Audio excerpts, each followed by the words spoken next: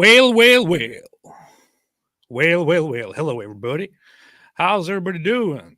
Hope everybody is having a fantastic day. Welcome to the Apostate Show. I'm your host, Jewish Cowboy. Hey, how do you spell Cenk's last name? Or Jenks? Or Junk? Jenk? Uygur. G-U-R. U-Y-G-U-R. Yeah. So no H in that one. No H in his name. No. Okay. I was bored. I decided to That was LARP as a Jewish cowboy today. I have my Jewish talent on, and then also have a cowboy hat on. I thought that would go perfectly together. And where You see? is the Muslim cowboy to oppose you? Muslim cowboy is running. He's hiding with his ghost. Running. Anyway, hiding in the of course, stables. It is nowadays customary to start our live streams with the blowing of the shofar. So let us do that first, and then let's go.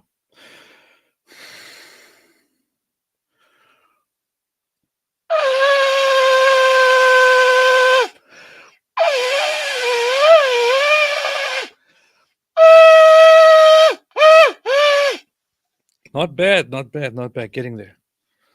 Not bad at all. Slowly getting there. Slowly Pretty getting there. based.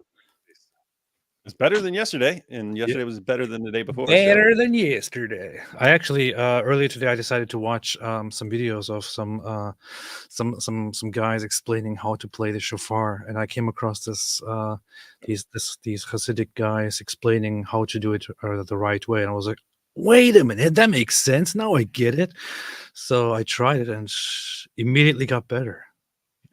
Soon I will start playing put it Shakira songs with the shofar. What? Hey, grab it again and pretend you're playing.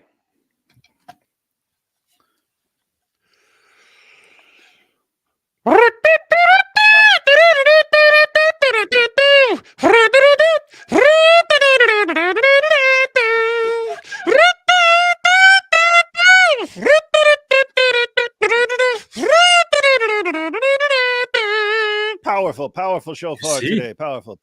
That was. You see, I learned all of this in one day. Yeah, David, what's up? How you doing? Yo, what's up, man?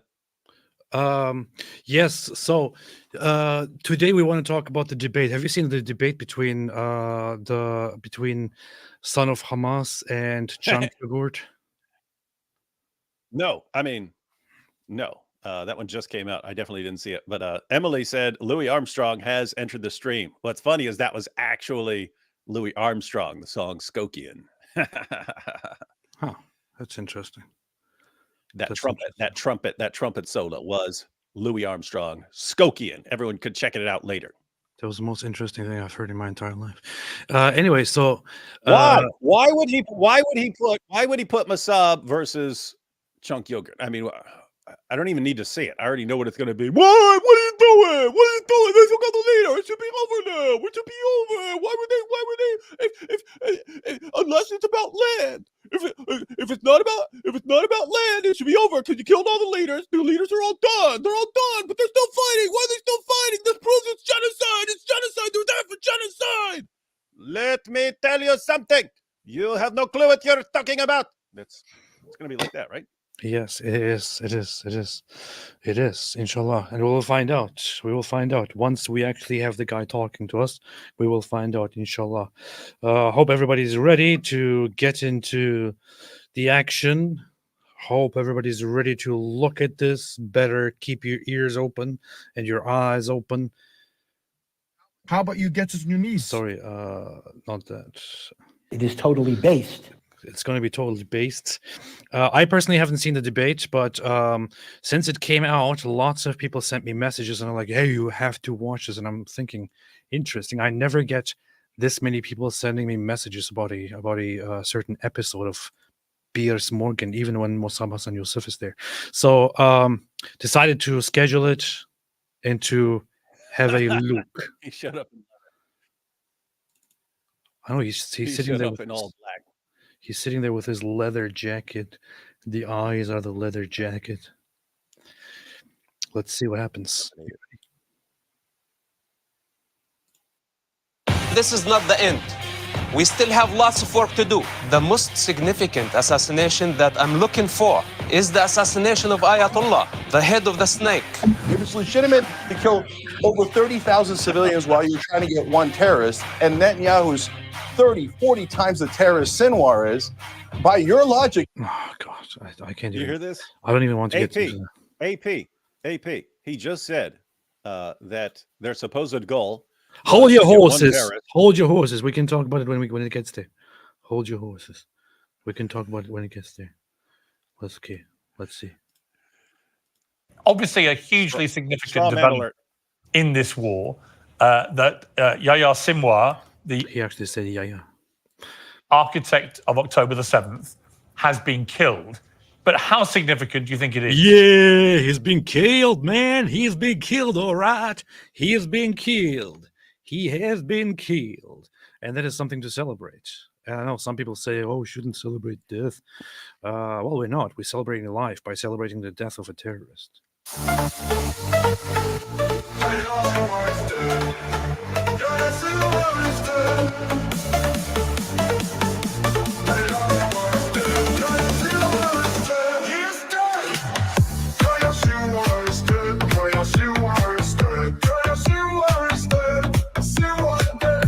Anyway, yes, let's continue. It is significant. What was it? What was that moment of silence there? Has been He's always killed. somewhere where it takes like How 10 significant seconds for do the you think it signal to is? get them. It is significant. Hassan Nasrallah's assassination was significant. The most significant assassination that I'm looking for is the assassination of Ayatollah, the head of the state. He just instantly diverted to that. That's amazing. He just immediately brought it up at the very beginning. This is funny. I was wondering how it got to that. And he just says it from the very beginning. He just jumps right out to it. First question. Hey, was this significant? Yes, it was significant, but I'm still waiting for the assassination of the Ayatollah. Look at Junk's face. Looks like he's constipated or something. Is the assassination of Ayatollah, the head He of the just state, instantly dialed it up to 10. who has been Oh, boy. And Cenk Uygur immediately got constipated. Man. It is totally based. Well, hey, you know, it's weird because Mosab instantly dials it up to 10 with like what he's saying, like the message that he's actually conveying. When he's like, I would choose the cow, that's like he just dialed it up to 10. Whereas with Cenk Uygur, he's not there's no point that he's dialing it up to 10. He just acts like it, right? Like, he dials it up to 10 with like how spastic he is and so on. So anyway, you gotta love that's a way to start. Why have we not killed the Ayatollah? I will not rest until the Ayatollah is dead. Let me see. Let me quickly check if Trump Until is. he is a rotting corpse. Oh, good. He I'm didn't, peeing on his rotting corpse. he didn't mention Donald Trump yet. I'm very surprised. And interesting. He Oh, didn't say. Yogi? And this racism reminds me of Donald Trump. I'm glad he didn't bring that up. Yeah. No, when Mosab's son Yousef stormed the Capitol on January 6th. Ayatollah, the head of the snake, who has been funding terrorists all over the Middle East to destabilize the region, who sacrificed Iranian children. He sent Children. thousands of Iranian children to Hey, did you hear like sweep practicing? minefields. Yes. I think he's practiced. I think It's like he, you with the shofar. He yeah. practices like you with the shofar. He practices with the children. There's a thing because there was a time, a video where he started saying children, and I was kind of upset about it because I thought I don't want him to get rid of the children thing. So, but now I see him say children again. Maybe he was advised not to say children, but to say children instead. It works, you see. During the Iraqi-Iranian war, And he gave them keys and he said, this is the key to heaven. Then after that, he sacrificed Gaza children. He sacrificed Lebanon. He sacrificed Yemen. He is willing to sacrifice the entire world to satisfy his political ambition. This is the head of the snake. That's true. Sinwar was a great success. I will not cry for Sinwar's assassination. I was very pleased that Let his goat will. simple soldiers who risked their lives since the beginning of the war got him finally by accident. Then you see the politicians around the world trying to take credit Look, even Cenk for smiling. Sinwar's death. It's a milestone. It's behind us, but this is not the end. This is a good point. Is the IDF soldiers took him out by accident? They didn't even know that it was him until they got there the next day and saw that the body belongs to Yahya Sinwar. They just saw these random guys hiding and fleeing, so they shot at them. A firefight started, a gunfight started, and then they fired at him. He died. Next day they went there and they were like, "Wait a minute, this is Yahya Sinwar." So and then they announced it. It was perfect. It was amazing. However, Western leaders around the world suddenly, we are pleased that Yahya Sinwar has been, through common effort, eliminated. He was a terrorist, this and that. Sorry, nobody should take credit for the fact that Yahya Sinwar is dead except the IDF. Nobody should take credit for it because Israel is the only side that has been repeatedly pushing against the attempts to slow Israel down and said, nope, we don't care how close you are as allies. We don't care who you are. We will not listen. We will go through with this. If they listened to the Western world right now, if they listened to the United Nations, Yahya Sinwar would be alive and would be negotiating at the negotiating table. I'm glad that Israel didn't listen. I'm glad that Israel is really pounding brutally on Hamas, and I'm glad that Yahya Sinwar is dead. By the way, it's still crazy that they had no clue they got him. And just, I mean, guys, that's like some soldiers walking around. They say, "Hey, there's some suspicious guys over there. Let's shoot them." Bang, bang, bang. Hey, wait, we just got that was Osama bin Laden there? What? What? Imagine if SEAL Team 6 had caught Osama bin Laden like just totally by accident. Well, we saw some guys. They looked like they were up to no good, so we blew up their building, and it was Osama bin Laden. That was pretty based. We still have lots of work to do, and we cannot afford letting Iran get away with their crime, because if we allow them, they are going to repeat another massacre. This time it was Hamas. Next time it's going to be a new name. This idiot is shaking his head again for some reason. Of course, that is. We have Hamas themselves saying that they will attack again and again and again and again and again, and Israel is not allowing it anymore. We're done with it. This guy comes here and shakes his head when Mosab Hassan Yousef says that they're going to attack again if they are allowed to get away. No, they would never do that. They would never do that. It's over. It was just one guy. Ooh, all they care about is just stop with the apartheid and the racism and brown people and white people and. Okay, Cenk, that is obviously the perspective from the other side. What I was struck by Sinwar's death was that he was hiding in Rafah, which is the very place that Israel have been urged by everyone, you're hiding, including yourself, not to go and attack, not to go into. Mm-hmm. And yet there is the head of Hamas, there is the person who ordered October the... He's just meaninglessly shaking his head whenever something is being said. This guy is just... Yeah, and look at Mosab. I'm wondering if we're going to get the super awesome smile. He's been practicing that too. He's been practicing children, and he's been practicing the smile. The 7th, he's there. Does that not justify Israel's strategy in going in there? No, not at all. I'm going to answer that in a second, Piers. But you asked a really important question about does the end of Yahya Sinwar and Hassan Nasrallah mean that this should come to a close? That's the central question. And here they have no more targets left. All of Hamas leaders are dead. All of Oh, Hezbollah's leaders are dead. In No fact, targets left. they Look, killed- look, there we got it. You got it. You're missing it. Your eyes are closed. Your eyes are closed. Dude, what's wrong with you? You're missing this. You got like the biggest Mosab smile. Look what. Go back. You got to go back, man. He lit up like a Christmas tree, man. It's the central question. And here they have no more targets left. All of Hamas leaders are dead. All of Hezbollah's leaders are dead. In fact, Israel just bragged that they killed the whole new set of leadership of Hezbollah. There's your So if thumbnail. all the leadership is dead, what are we still doing in Gaza? What are we still doing? what are we still doing in Gaza? I don't know. you I hear don't this? know.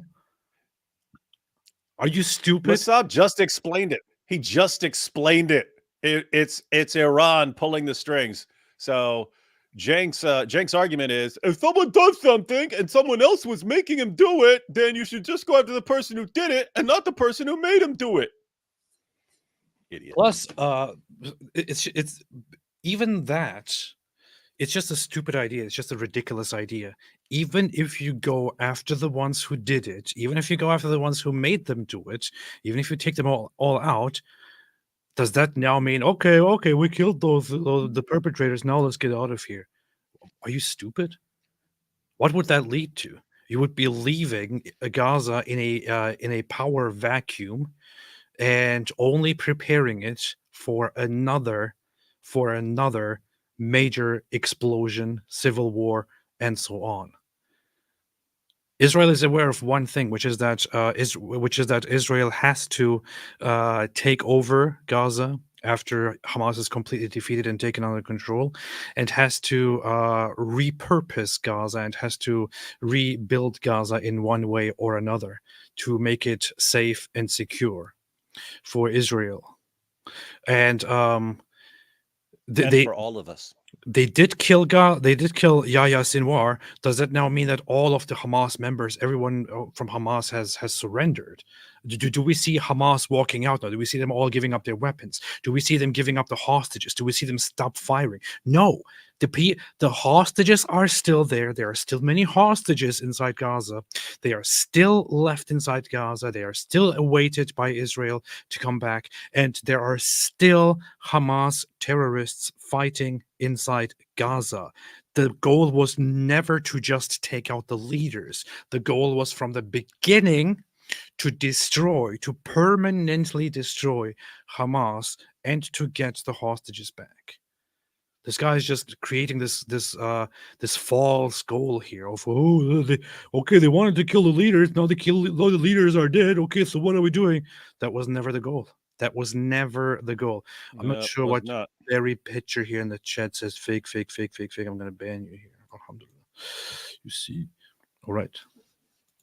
Doing in southern Lebanon. And so the minute they move those settlers into Gaza, you'll know for sure that this had nothing to do with self-defense. All of it was an excuse to steal more Arab land. None of it was Let's about be self-defense. absolutely clear about that. So in terms of Sinwar, What a smug piece of filth, man. Is he talking about the land that like the Jews keep taking and then giving back? Yeah. Look, 2005. Let us go back 20 years. Let us go back 19 years. Let us go back to the year 2005. Up until the year 2005, Israel was in control of Gaza. In fact, Israel literally, even by their own definition at that time, occupied Gaza. And then was working toward somehow resolving this occupation. At that same time, they had Israeli Jewish settlements in Gaza, which were considered necessary in order to stabilize the place, to have your own people in there who are working there, who are living there, and so on, to keep it from being just a terrorist hole that all kinds of danger is flowing out of. So in 2005, the Israeli government did something very drastic and said, all right, we have to get out of here. We're not going to resolve this. Gaza is unbearable. It's very difficult to deal with. We will now remove all Jewish, all Israeli, all Jewish settlements, all Jewish inhabitants from Gaza. Most people agreed with it. Some opposed it. They were then forcibly removed and given compensation for their removal from Gaza. And the idea was quite simple. We have to get out of there. We have to get out of there because we cannot annex this land. We can't just make everyone there an equal citizen to Israelis, but we can also not continuously occupy this. So let us leave it, blockade it until it finds stability, and then let it grow and see what happens. Of course, Gaza immediately elected Hamas. Hamas created terrorism, kicked out all the others, started firing rockets at Israel, and said no negotiations, no recognition, no peace. And since then, Israel and Hamas have been practically at war, fighting each other. Why in the world does anybody actually believe that Israel is interested in going in there and stealing that land? The only people who would believe something like that are those who actually have these accusations about the Jews. The Jews. That's what the Jews want to do. The Jews just want to steal land. The Jews have these secret Jewish ambitions, and they want to steal all the land and stuff. Israel has no interest in it. Hey. It's stupid. Yeah, and it's funny because it does. Once they have a theory about what Israel wants and intends and plans, like no evidence can convince them otherwise. So you could say, "Hey, Cenk, if Israel wants to take over Gaza, do you think how brilliant a strategy do you think it is to pull all their people out of it, to relinquish control, and to remove the settlements that were the Jewish settlements that were actually in Gaza if they're trying to take it over and they're kicking their own people off the land that you say they're trying to take over? What's going on there?" Well, that just shows how crafty the Jews are, how scheming they are. They made it look like they don't want it. That way, when they take it, they can say, "What? We didn't want it." Doesn't matter. Doesn't matter what they do. This is why stuff like this is called anti-Semitism, because it clearly seems to be, motivated by that. By the way, yesterday we talked about Frogan, who looks like a frog and who has been talking trash about Israel, about American soldiers, and saying, Her name's actually Frogan. Her name is Frogan. Yeah, I don't know why. She looks like a frog with a hijab. Thought people were naming. It's like she's going like a frog version of Joe Rogan. I don't know. But so she has been banned on Twitch finally after 3 days or so of people complaining. After she said that that she started insulting American soldiers and said that American soldiers, I don't care about them. I don't give a f about them. I think if they come back, yeah, they should have no benefits. They should have no healthcare benefits. They should be stripped of everything. I don't care if they have PTSD. I don't care if they, whatever. I wish the worst on them and stuff like that. This is stuff that you're not supposed to say. You're not allowed to say. It goes against the guidelines. Well, the rough part. She's been banned. The rough part was she said it all in frog language, and then people had to translate it. Yeah, I think that's why it took so long, because Twitch tried to figure out what exactly she said, and then once they verified it, they banned her. Yeah, because they can see the subtitles. They could see the subtitles saying that, but all they hear is and they're like, exactly. "Oh, we got to get a translator in here." Exactly. Are being in Rafah and this whole Israeli propaganda about, oh my God, they use the civilians as human shields. First of all, we found out and reported by both Israeli and American press that the Israeli soldiers literally use Palestinians, including children, as human shields that they put in front of them to do the booby trap thing. You got to get the cups up. What we found out is that in conflict zones where there are certain, I don't want to misrepresent it, but he actually doubted the story of human shields. Nobody doubts it, Cenk. Nobody doubts it except those who deny the facts and then go for the Israel evil, everything else good. Israel evil, everything else good story. Only those people doubt it. Only those people doubt it. These guys frequently want to cite, humanitarian organizations. The humanitarian organizations also admit and say and have said and declared multiple times that Hamas does use civilians as human shield. Hamas themselves have declared openly that they use their civilians as human shield. And here this guy is This fatty, he's coming here and telling us, "Oh, this is just a lie. It's just the Israeli narrative."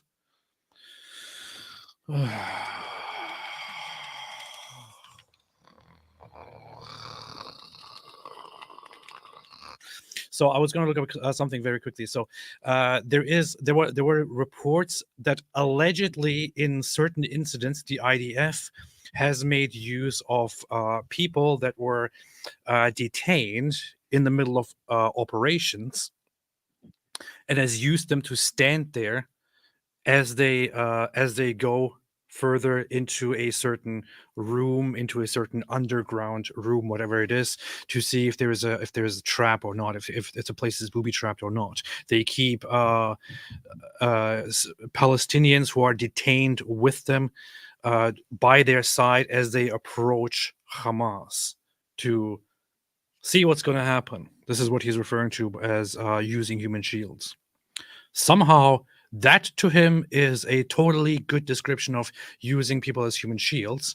However, the fact that Hamas openly and explicitly builds tunnels under the civilian population, fires from hospitals, fires from apartment buildings, and so on, and then openly says, "We are proud. We are proud, and we need the blood of children and of the women and of the elderly." Somehow, that is not a use of human shield. That's very, very funny, man. Absolutely funny. That Mosab just explained. It's Israel that did that in this war. And Look at in that look in earlier Mosab's eyes, by the way. They shoot, according to 100 American doctors that returned, they're shooting the Palestinian children in the head. An extraordinary amount of headshots. They burned them alive, and now they're starving them. Wait, was that from that New York Times article Yes, that yes. every actual forensic scientist looked at that and says that is complete nonsense? That's not Yes. how bullets work. Yes. He's referring to the long debunked article published by the New York Times, which the New York Times said that upon further review, they will not take it down because they decided after a long process of publishing it, so they will not be able to take it down and so on. But every expert who has looked at it said this is nonsense. This is complete nonsense. Of the article where allegedly different doctors said that that the IDF is shooting children in the head. And they presented one single piece of evidence where one volunteer, who also happens to be a pro-Palestine activist, presented X-rays which show that children, like 3 children or 3 people, have one single piece of bullet in their head. The problem is that their head seems completely intact. All that you can see is a bullet, and everyone looking at this thinks, "Wait a minute, that makes no sense. That makes no sense." Let me find the article quickly. David, feel free to talk. Guys, when Cenk starts speaking, we did get a brief smile from our friend Mosab. But apart from that, look at the look on his face. Seen that look many times. That is a look where someone is, it's usually in fights, but it's usually where some guy is running his mouth and the other guy knows he's about to destroy him and just has this look of kind of amusement, but kind of, I'm about to completely destroy you. But he thinks it's hilarious that this guy's thumping his chest in front of him. Seen that many times. So here is the article from the New York Times. They will present one single piece of evidence, and we have 3 X-rays. And the problem with these 3 X-rays is that they all come from one person. Yes. This is a New York Times article where the evidence provided, allegedly multiple people attest to it, but the evidence provided comes from one single person. It says these photographs of X-rays were provided by Dr. Mimi Sayed, who worked in Khan Yunis from August 8th to September 5th. She said, "I had multiple pediatric patients, mostly under the age of 12, who were shot in the head or the left side of the chest. Usually these were single shots. The patients came in either dead or critical and died shortly after arriving." There is, of course, one thing which you notice immediately once you look at these, once you start looking a little bit closely for more than just a second at these X-rays. as everybody noted. And then you had ballistic experts and others look at it and also point out the very same thing. And everyone looking at this came to the very same conclusion, which is one, just look at this one. You have here the head of a child, fragile. You see a bullet in there. The bullet seems to be totally intact. The bullet doesn't seem in any way deformed at all. The skull of the child seems intact. There is no deformity. It's not cracked open. It's not broken. The bullet somehow got stuck in the head of this child, despite the fact that the bullets used by the IDF, it's a messed up thing to say, would probably severely destroy the head or and then also come out on the other side. It's incredibly unreasonable that the bullet would just get stuck in here, unless there's like this child has a very, very, very strangely interesting brain that was made out of concrete or something. I don't know. So the assumption that people Also, I mean, I can't. What? Oh, I was just going to say. Also, I mean, I don't know the specifics about that bullet, but generally, bullets massively deform when they hit something. I don't mean the person. Yes, they do massive damage to the person and destroy skulls and things like that. But the actual bullets, most of them like break into pieces when they hit something. Or at least there are some fragments and so on. That was on Mythbusters. They were testing the myth of whether you can, like if someone's shooting at you and you jump in the water, like in the movies, does it actually protect you? And yes, it was. Jumping in the water, you don't. If you're more than a little bit deep in the water, if you jump into the water and someone's shooting at you, you survive that stuff. Yeah. So anyway, but they were testing it by shooting the bullets into the water and then seeing what happens to the bullets and how deep the bullets go and stuff. But the bullets would break into fragments and stuff when they hit something. Here you have a very detailed analysis of these claims, for example, which shows, as a former law enforcement officer, retired special forces soldier, Green Beret, and sniper, I feel confident in saying I know the effects of 5.56 NATO M855. Conclusion: the New York Times lied or failed to verify the information presented to them. This is based on the MV and BC of the M855 ball ammo currently being used by the IDF. And then you have different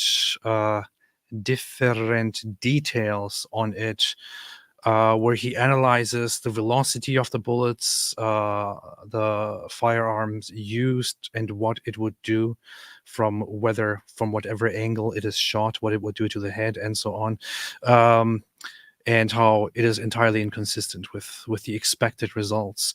You have multiple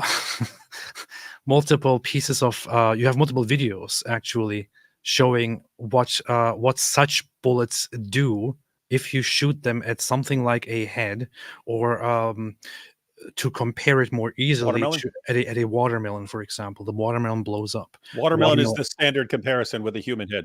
Yeah, the watermelon blows up or is severely damaged and collapses. Yet you have here 3 different instances where nothing happens to the skulls at all. Everything is totally cool. How? And the idea is that probably they messed with the footage here. They messed with the X-ray, putting it under the heads or whatever it is, and then presented it as evidence. And the New York Times still refuses to acknowledge that there is probably something wrong here. Or if you got a couple of the bullets and then like actually took some dead bodies and inserted them in there somehow. Mm-hmm. That's true. In Gaza. So this had nothing to do with, oh my God, we're going to get Yahya Sinwar. The Israeli intelligence is excellent. As you can see, they blew up the walkie-talkies, the pagers, etc. They knew where Sinwar was the whole time. It was an accident, as Mosab just explained, because they didn't want to kill him because he was an excuse. What are you talking about? You hear this? He's gone full conspiracy nut here. He's saying they didn't want to kill him because trying to hunt him down is the justification that they need to completely wipe out all the people of Gaza and take the land. So they didn't want to kill him. They've acknowledged that by saying they killed him by accident. oopsie. They knew where he was the entire time, and they didn't want to kill him. They wanted to use him as an excuse to keep massacring innocent civilians. That's what he's saying. This is so ridiculous. He's just without evidence making speculation and then making such confident assertions about what Israel is actually planning. It doesn't even make sense. If Israel knows exactly where he is and they mean to kill him, then how do they accidentally kill him? It doesn't even make sense. Yeah, and you made the point the other day that people like Cenk, whenever it's the opposition, he'll interpret their motives and everything in the purest fashion imaginable. What are the purest possible motivations, the purest, most innocent motivations they could possibly have, and attribute those to them? If it's the Jews, then what is the worst possible interpretation of this? What is the most insane conspiracy that I can attribute to them? And he goes with that every single time. But he's not anti-Semitic. Guys, we said it a million times. You can criticize, you can legitimately criticize Jews for doing something if Jews do something. You can legitimately criticize, but the people, we're not anti-Semitic. It's how you interpret what people do and the motives you interpret to them. If any terrorist you constantly attribute to, he's a great freedom fighter, he just wants freedom, and anything any Jew does, they're trying to take over the world and kill us all. Don't tell me you're not anti-Semitic. That's what they do. That's what are you doing? You messing with your I don't know, man. Are you tangled in your robes? No, I'm not. Excuse. The hostage deal has been on the table since July 2nd. Israel's not taking it. Why? They want to use it as an excuse to absolutely annihilate northern Gaza. And I'm going to say it just one more time and quickly move on. Israel has from the very, very beginning said consistently that the goal is the destruction of Hamas or complete surrender by Hamas and the freeing of the hostages. There has never been an alternative. Netanyahu or others have never, ever said that if you just give up the hostages, then fine, we can put an end to this, or we can put a ceasefire. No. Surrender by Hamas has always been one of the two main requirements. This guy keeps acting like they didn't say that. Retake it. They're doing as it should be. Netanyahu's That's your goal in a war. Yeah, exactly. Did a seminar on how to resettle Gaza. This is all about grabbing land. It is a colonial war of conquest where Israel is Goliath and crushing the defenseless Palestinians and Lebanese so they could grab more of their land. Well, in all honesty, and if so, what are you going to do about it? Cry?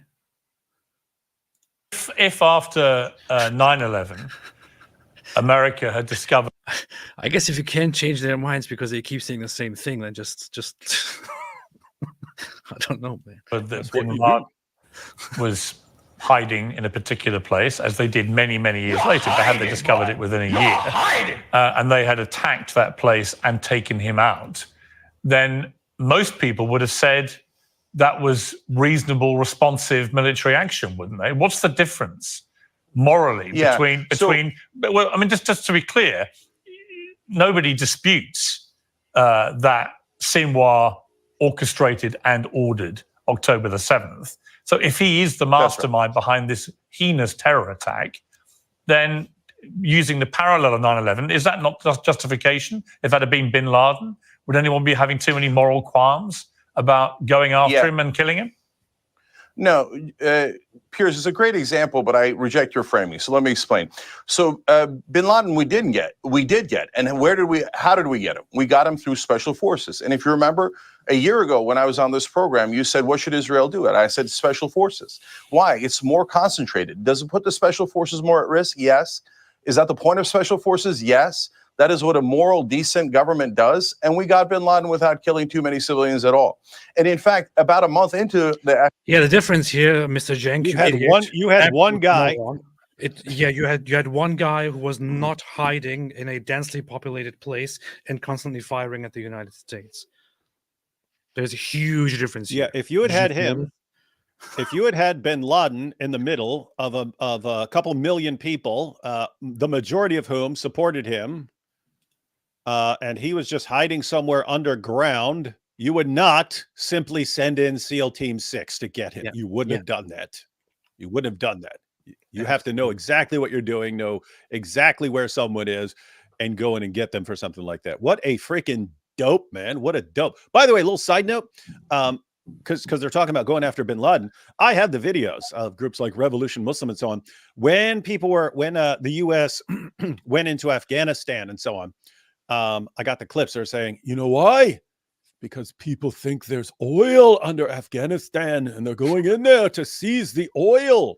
Yeah. It's like there always has to be a motive other than getting. What's your real motive? We're trying to get this terrorist who just killed a bunch of our people. We need to bring him to justice. Otherwise, it sends a bad message that you get away with stuff. No, what's your real motive? Oh, yeah, we want the oil in Afghanistan.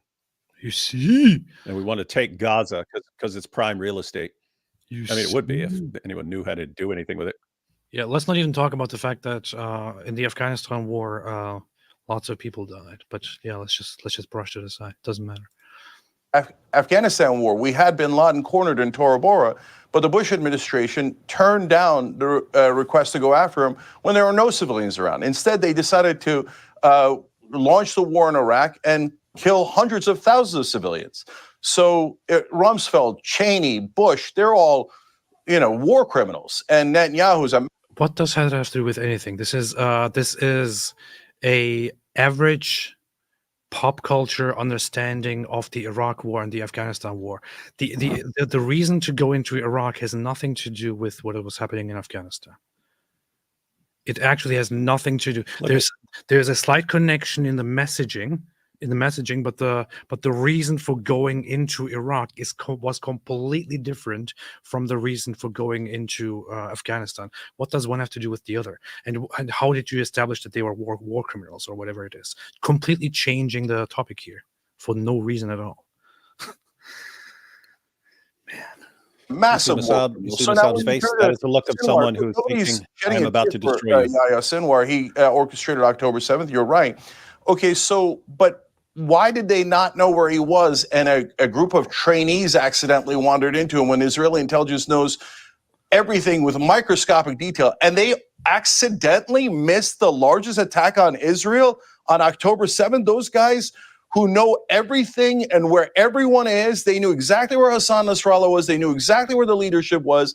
But golly gee, we missed. They didn't exactly know where Hassan Nasrallah was. They didn't also know exactly at all times where Yahya Sinwar was. In fact, it was very, very clearly communicated that that the Mossad and Israeli security agencies were alerted on that day when Hassan Nasrallah was taken out from the inside, by the way, from an insider, apparently from an Iranian insider who was in contact with Israel. They were informed that Hassan Nasrallah was going to turn up at the Beirut office that day. And Israel took the opportunity and took him out. This guy doesn't even know what he's following. He doesn't even know what's going on in the world. He doesn't even know what happens in these crucial operations. But yet he sits here and makes comments about them. It's not like, of course, he thinks, well, the Jews, of course, the Jews, they can read everyone's mind. They know exactly what I'm doing. They always watch me when I go. They know exactly where all these guys are at all times. And they're going. They always watch me when I'm pooping. They always watch Yahya Sinwar when he's pooping. Cameras behind everything. It's probably a little camera in this suit that's looking at me right now. Look, they have a camera. They have a camera in Yahya Sinwar's goat room. Whenever he goes and has sex with his goat, they watch him on camera. They know exactly where he is. What are you retarded, man? This is not how things go down. Okay. You might have some weird idea that you learned from your Muslim times about Jews, but this is not how things go down. I wish it was that easy, and I wish Israel could immediately take out all of those targets at will. That's not how it went, dummy. They knew exactly. October 7th. So his theory is that they insisted on going into. They insisted on going into the city, even though the entire world is telling them, don't go in, don't go in. They're saying, no, we have to go in there. That's where the hostages are. That's where Sinwar's hiding. We're going to go get him. And then they actually get him when he finally comes out of his tunnel, because they're closing in on one of his tunnels. So he has to go out of that tunnel to find another place to hide. They blow him up, and you see, they accidentally killed him. Now the Jews are upset that they accidentally killed the guy that they were using as an excuse to obliterate northern Gaza. That's what they do. This guy has billions of views. That's what they do. Super Kripke said the IDF lied about Sinwar using human shields and wearing women's clothes. It's very funny that this is what you're stuck on, because your hero was seen wearing women's clothes and hiding, and wearing blankets and hiding. Do you know how he died, by the way, on the last day that he was killed? He was with two of his terrorists who were going ahead of him and clearing the way for him, and they were hiding with blankets, and he was hiding with a mask. He was trying to run away, and the IDF accidentally got him, and then they shot at the building that he was in, which then collapsed upon him, and the rat died. So, very, very sad. He was a coward. Stick. You lied about him. You lied about him being a coward because he threw a stick. He was a coward. He lived like a coward. He died like a coward. That's what they do. That's how cowards die. He throws like a girl. He throws like this. He throws like a girl. He throws like this. Yeah, yeah.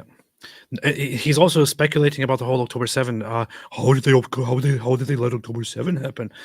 Again, yes, even the Jews, who are apparently superhumans according to Cenk Uygur, even the Jews can make some really, really bad judgments.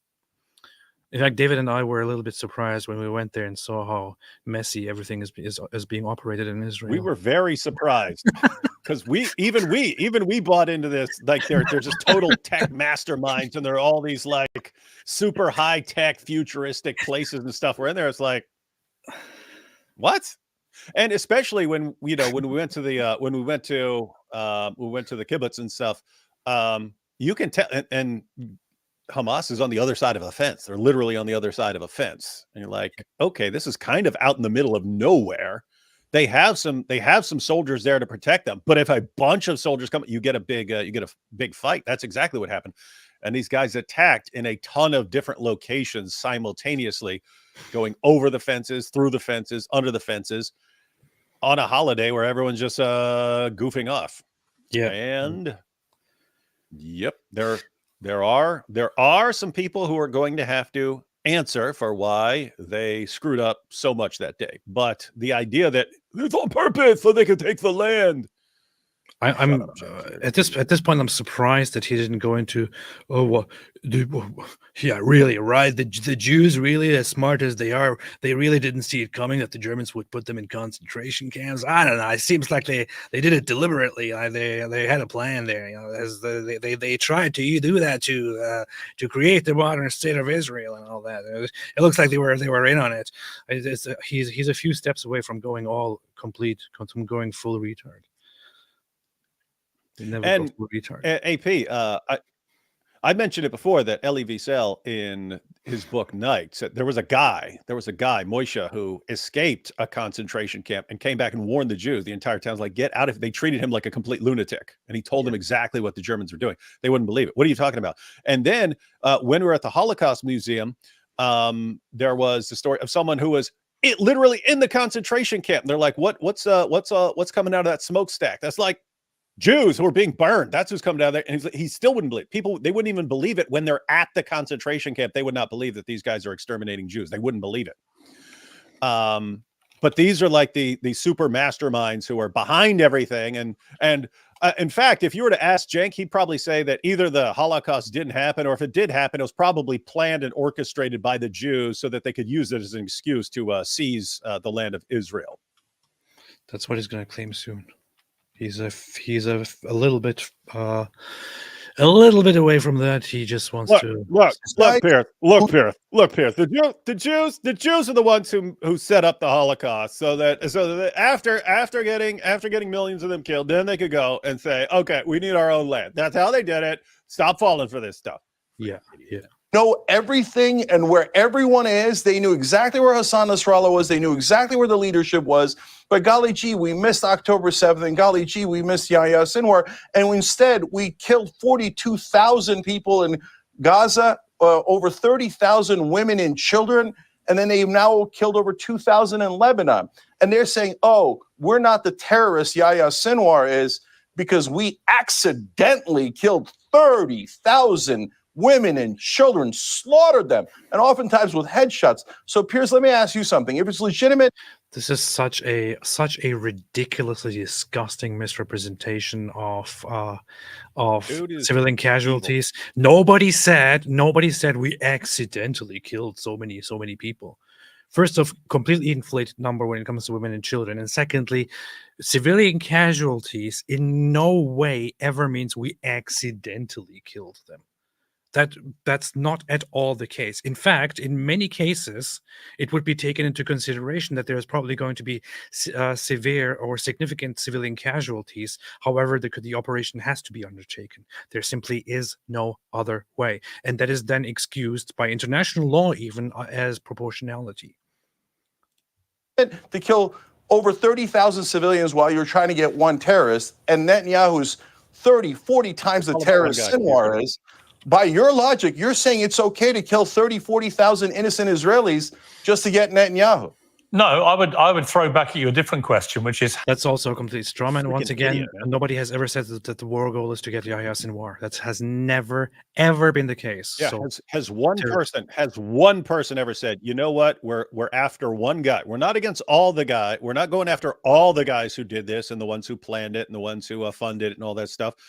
We're not going after all those guys. So we're definitely not going after our hostages. The entire goal of going into Gaza is to get one guy. That's what he just said. That's what he just said is what they're claiming. According to Hamas, he's a dangerous combination of evil and stupid with a large platform. Evil, stupid with large platform. Dangerous combination. According to the Hamas Gaza Health Ministry, the number of deaths. So according to the Hamas propagandists, even this guy is worse than they are. According to them, of the identified victims, of the identified killed, 11,300 are children, which means anyone under the age of 18, and 6,200 are women. This doesn't even add up to 20,000. This guy just turned it into 30,000 women and children. What a scumbag, man. How many? He's worse than Hamas. Seriously, his claims are worse than the claims that Hamas makes. Many people did the Allies, including obviously led by America, but also UK troops and others, how many did they kill in Afghanistan before they ended up killing bin Laden? Okay, if we're doing this kind of framing, how about the French resistance? Do you know that the Nazis called them called them terrorists, and said that they were using human shields? And they were saying, how dare they attack the Germans who were just doing self-defense? The French resistance is shamelessly hiding among the French civilians, and they're terrorists, and they should be executed on the spot. So are you allowed to resist the Israelis? And it's a question to both you and Mossad. So is there any legitimate form of resistance? He said Mossad. Did he say Mossad? Yeah, and he also just compared Israel to Nazi Germany and compared the resistance, the democratic or leftist, whatever anti-Nazi resistance in France to Hamas. Mm-hmm. Hamas is the French resistance against the Nazis. The number one thing that you do when you are when you go all anti-Israel is to compare them to the Nazis. You don't even hate what the Nazis did. You just say, "Oh, they're just like the Nazis. They're just like the Nazis." Compare them to them. This is like beginner anti-Semitism, and then you even go ahead and actually compare the Islamist terrorists to the French resistance. What a scumbag, man! The Palestinians could do, where the Israelis wouldn't kill them, and we could say, "Oh yeah, there you go. Let's fight for a state that way." Let me put that. No, they call everything terrorism. Okay, let me ask Mosab that very question, because that's been put to me by a lot of Palestinians, a lot of pro-Palestinian voices as well, which is it depends how you frame what Hamas. Wheel of Walks tell us you think all Germans were Nazis. You do know Nazis didn't win 100% of all people, right? What in the world does it have to do with yeah, that's what we said. Yeah, I remember, AP, you said, yeah, all Germans were Nazis. 100% of them were Nazis. What in the world does this have to do with anything that we just said? Who are you responding to? I would be the first person in the room to say that many Germans, significant numbers of Germans during the Second World War, had nothing to do with it and were innocent. Yeah, they even tried to kill Hitler. There were people who tried to kill Hitler, and there were people who were hiding Jews. Yeah, Just, man. what? But AP, have you noticed that like the critics, they have the same exact problem that they either never understand what anyone is saying. Like in their minds, you say 2 + 2 is 4, and they go, "Oh, you're saying kill everyone." What? Where did you hear what you just said? I said, but they all have this where it's like a straw man factory. Mm-hmm. Which is, it depends how you frame what Hamas and Hezbollah have been doing for the last 2 or 3 decades. To many people where they come from, they are a form of resistance. To many people outside of the region, they've Wait, I have to go back and hear that. been put. The Israelis wouldn't kill them, and we could say, "Oh yeah, there you go. Let's fight for a state that way." Let me My put guess is that. no. They Well, call everything terrorism. let me ask Mosab that very question, because that's been put to me by a lot of Palestinians, a lot of pro-Palestinian voices as well, which is, it depends how you frame what Hamas and Hezbollah have been doing for the last 2 or 3 decades. To many people where they come from, they are a form of resistance. To many people outside of the region, they're terrorists. I think you and I share our view about what we think they are, but clearly a lot of people in the Palestinian world believe that Hamas and Hezbollah are not terrorists, but are essentially a form of freedom fighter. What do you say to that? They're all terrorists. Let me tell you, I was there. They're all terrorists. Here is some idiot here saying, "Why did Jews invent porn? Fake Christian, retard, atheist." I'll give you one challenge very quickly. I'll give you one challenge. Inventing something means by definition that you bring about the concept and the product which did not exist prior to this. Can you, I'm watching the comment section, I'm watching the chat right now. Can you, in your next comment, demonstrate to me in very simple ways that Jews invented porn? Go ahead. Yes, I can. Nick Fuentes said it. That's all the proof that I need. No, I know this guy doesn't deserve any attention, and I would ban him immediately. But I just want to make a point here because the streams like these always attract these extremely low IQ idiots who spend all their day masturbating into their socks and then come here and make jokes about society and morality and all that. So look here, next comment, troll telling the truth. Hey, I'm waiting for your explanation. You just made a claim. We literally just gave you the opportunity. We're literally waiting. Tell us? I'm going to read your next chat out here loudly. Are you going to demonstrate to me that Jews invented porn? Go ahead, come on, go ahead. Yes. If you make one more, more comment that has nothing to do with the answer, that is not the answer, then you are banned. That's it. Go ahead, come on. They came through the Red Sea, and Moses said, "Hey, who's got a camera? Let's make up something new. We'll call it porn." Go ahead, come on, demonstrate it. Demonstrate it. Come on. Come on, still waiting. Put the socks aside. Pick up your socks from the ground. Take them to the laundry. Get them cleaned up. Stop masturbating into your socks. Put it aside.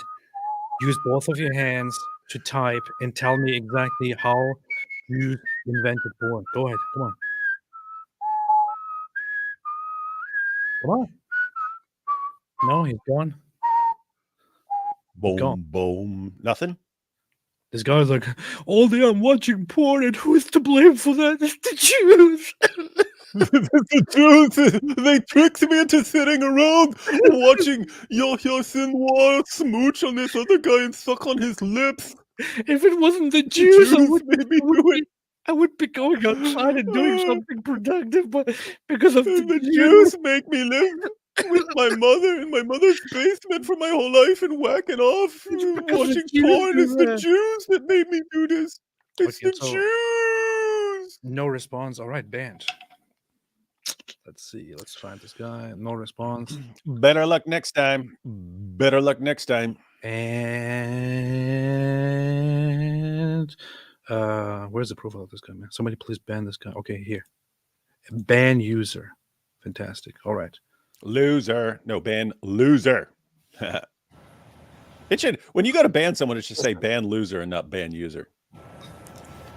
Killing, looting, raping, kidnapping are not forms of resistance. You know, Gandhi led resistance in Israelis India against the do British. same thing.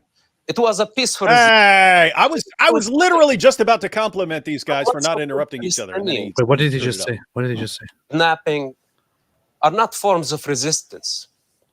You know, Gandhi led resistance in India Israelis against the do British. same thing. It was a peaceful resistance. It bare fruit eventually. But what so-called Palestinians and the Palestinian revolution, it's a revolution without a compass. It's going to nowhere, and nothing can satisfy their ambition. And it has never been a fight over land. It's a religious fight that started some 1400 years ago. It's motivated by great hatred. Look at him shaking against his head like a the dope Jews. again. They don't want to accept Nonsense. the Jewish people to exist in that land. Nonsense. The entire world is in denial in this fact. We say that this is the root cause problem, that the Muslims don't want the Jewish people to return to their homeland. Fact. The Jewish people are the Nonsense. indigenous of that land, Fact. with overwhelming evidence, as I told you Nonsense. in the past. Fact. The Muslims don't have any evidence. Cenk says nonsense. Maybe he's a liar or he doesn't know. Here we go. Every Muslim around the world has heard of this hadith.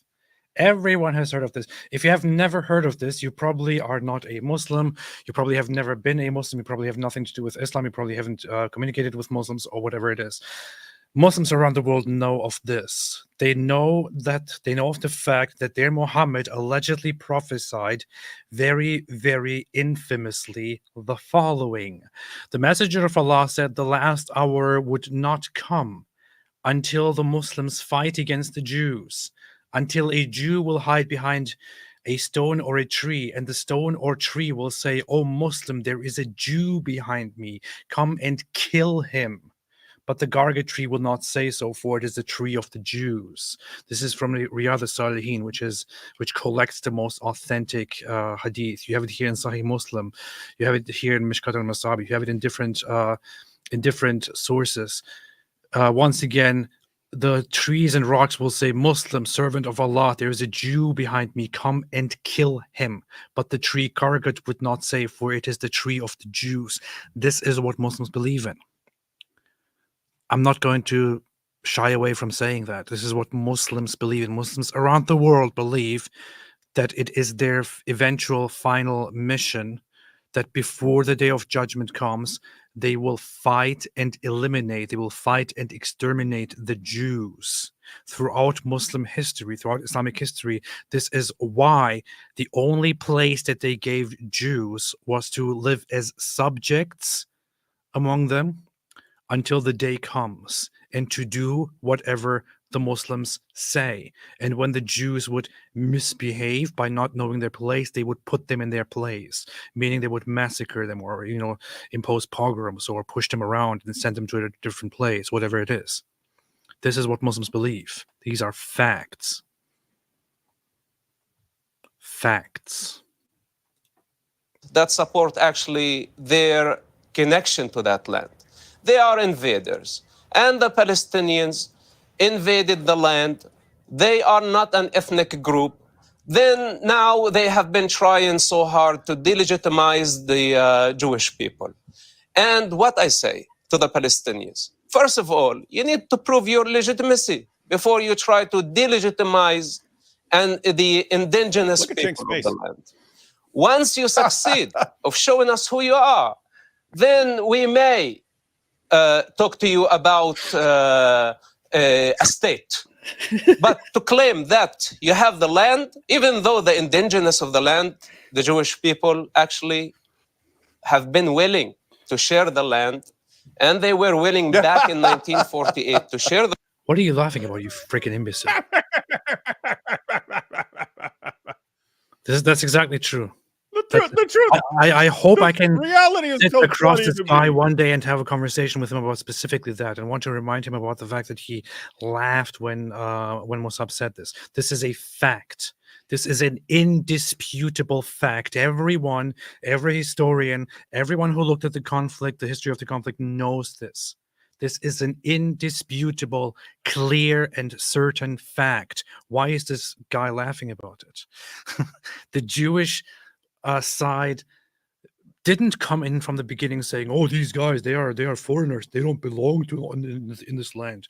On the contrary, the Zionist movement came in saying that the aim would be to live together with these people and to share the land with these people. And they agreed to sharing the land under their own dominance, sharing it with autonomy, both sides, and they eventually even agreed to establishing 2 states, one for us and one for you guys. The Jewish side always agreed with it. The other side did not. These are facts. You cannot deny this. The land with the Arabs, but the Arabs refused. They had equal opportunity, just like the Jewish people, to declare their independence. But instead of declaring their independence back in 1948, they declared war against the Jewish people, only because they are Jewish people. Then 40 years later, in 1988, they declared their independence. So once what so-called Palestinians drop their violent approach to the problem and accept Israel's right to exist in that region, then we can talk about things. But to really water it down and say that this is a conspiracy, people like Cenk, they are living in a conspiracy theory, alternative reality. We tell them that this war, that Sinwar started in Gaza, is a very dirty war. He weaponized civilians only to get sympathy of people like Cenk and many others around the globe. This is the most destructive weapon in the hands of Hamas, and millions around the world fell into this trap. So as long as we empower Hamas, more children are going to die. And if we don't remove Hamas from power, if we don't remove the Ayatollah from power, then this endless and vicious cycle of violence will continue for eternity. It's as simple as that. But of course, in the meantime, we are aware of the suffering of the children. The children of Gaza were born Arab. They weren't born innocent. They were not born Palestinians. Then they had been indoctrinated to hate. They have been indoctrinated to blame Israel. As Cenk right now, That's, by the way, an interesting point to make as well. Until very recent times, the people in that place considered themselves Arab, not Palestinian. Palestinian was not an identity. The first people actually who happily identified themselves as Palestinians were not the Arabs. It was the Jews. Jews identified as Palestinians when the Arabs didn't. To the Arabs' side, this was a quite unpopular idea to identify as Palestinians. They rather identified as Arabs, as part of the greater Arab population, as part of the greater Arab nations, the pan-Arabic nation, the Arab world, working together with Egypt and with Syria to probably form a big union of Arabs. The Jews themselves, during the period of mandatory Palestine from the 1920s to 1948, were the ones who identified as Palestinian. They were the Palestinians. Yes, some people don't know this, but the Jews were they were the ones identifying as Palestinians. In fact, there are multiple examples for this Palestinian. Let's look at names of Palestinian. Wait, I'll be things. Cenk as you're explaining this stuff. For example, in mandatory Palestine, there was like look right now. Look at this. I can show this to you directly. Look here. Here's an example. This is the Israel Philharmonic Orchestra. You see that? Israel Philharmonic Orchestra. Israel Philharmonic Orchestra. At the time of mandatory Palestine, when this was founded in 1936, this Jewish orchestra, look what it was known as. Look closely what this was known as. The Palestine Symphony Orchestra. It was founded as the Palestine Symphony Orchestra. Yeah. Founded by the devoutly Muslim Arab Bronislaw Huberman in 1936. Yes. Or, in reality, was founded as the Palestine Symphony Orchestra by violinist Bronislaw Huberman in 1936 at the time of the dismissal of many Jewish musicians from European orchestras. This was a Jewish orchestra, a Jewish group of musicians that founded the Palestinian Symphony Orchestra. The Israeli national football team was, at the time of mandatory Palestine, the Palestinian football team. It was the Palestinian Hey, don't move football on to soccer. Look at the first principal conductor, Mohammed Weinberger Allah. Its first principal conductor was William Steinberg. No, Mohammed Steinberger Allah. Forget football. Football. Here you have football. The Israeli Football Association and Israeli national football team. Back in the times of mandatory Palestine, it was the Palestinian Football Association. It was the mandatory Palestine. It was a completely Jewish team. It was as Palestine. It would go out as Palestine, and the players were all Israeli Jews. The name later, after the foundation of the modern state of Israel, look here. In 1948, the team became officially the national football team of the state of Israel. Soccer team. The Israel national team's first match as independent nation, and so on. So this was the trend. Look. Go back.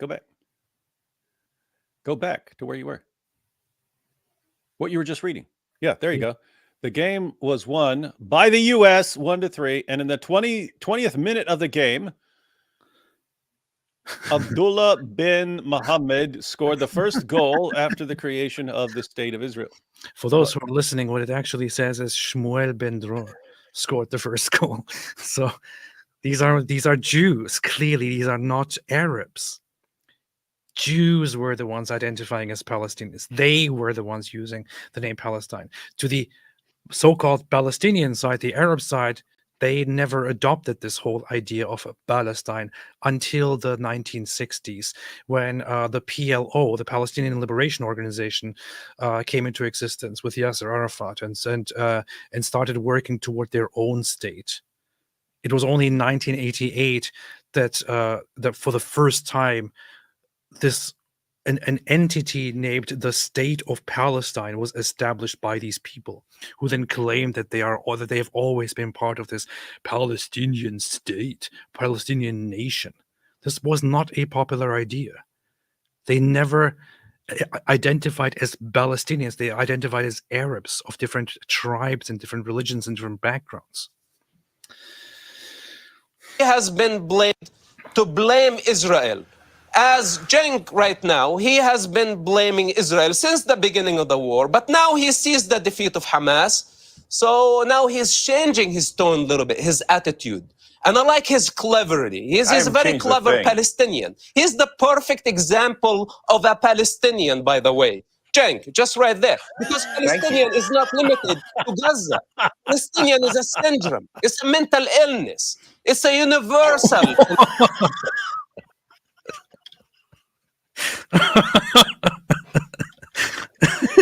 It's not a nationality. It is a mental illness. He just says whatever he wants, man. Oh boy. And by the way, Cenk, just right there, because Palestinian is not full of a Palestinian, by the way. Cenk, just right there, because Palestinian is not limited to Gaza. Palestinian is a syndrome. It's a mental illness. It's a universal phenomenon. And Cenk is the perfect example. And if he gets hungry eventually, I will not be surprised that he will eat his own children. Okay. What?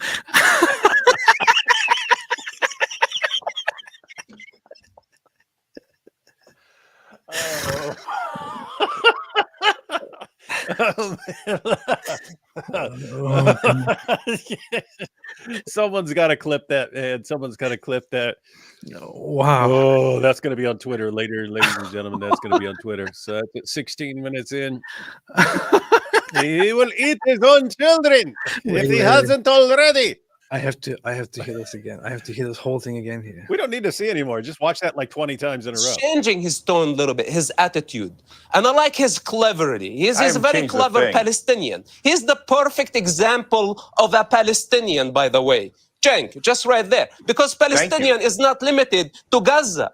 Palestinian is a syndrome. It's a mental illness. It's a universal phenomenon. And Cenk is the perfect example. And if he gets hungry eventually, I will not be surprised that he will eat his own children. Okay. Or Cenk, your response. I'm glad that Cenk. I love how Piers just calmly. Okay. Cenk finds it just as I'm funny. downloading that. Wow. Wow, I'm about man. to download that right now. He went hardcore. And the thing is, for the first time, I see him just comfortably smiling and smirking as he goes through this rant. He just he has had enough of Cenk at this point. It's a universal phenomenon. And Cenk is the perfect example. And if he gets hungry eventually, I will not be surprised that he will eat his own children. It is totally based. Wow, man. Yeah, he actually said that. He actually said it. Okay. Or Cenk. Let this be a lesson to everyone out there. Whatever most people when they, I don't think they should share everything that pops into their head, but somehow it works for Mosab. He just whatever pops into his head, he just blurts it out. You are not even fit to be a mother.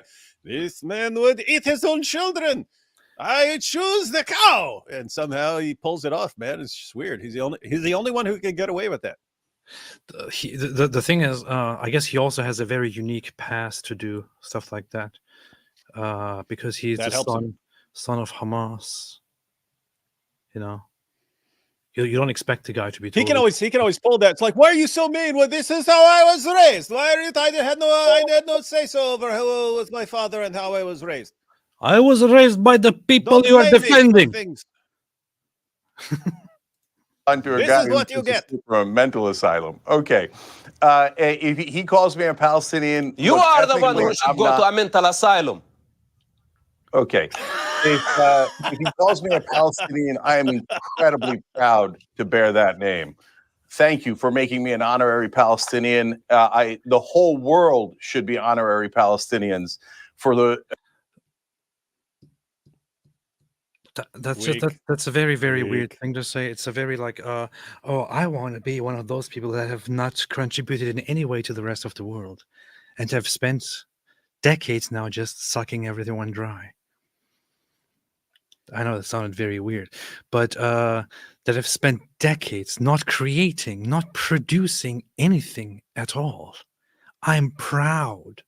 I'm proud to be part of those people who haven't produced a single thing. They're so bad and so unproductive that when people want to boycott them, they don't even know what to think of, what to boycott, because there's nothing that these guys have produced. I don't even know what to boycott. Literally, seriously, if I sat here and decided to boycott all Palestinian products, there is nothing even that I can think of, because these people have never created anything. They have never done anything. And that is not because of Israel. It's because of the way they are.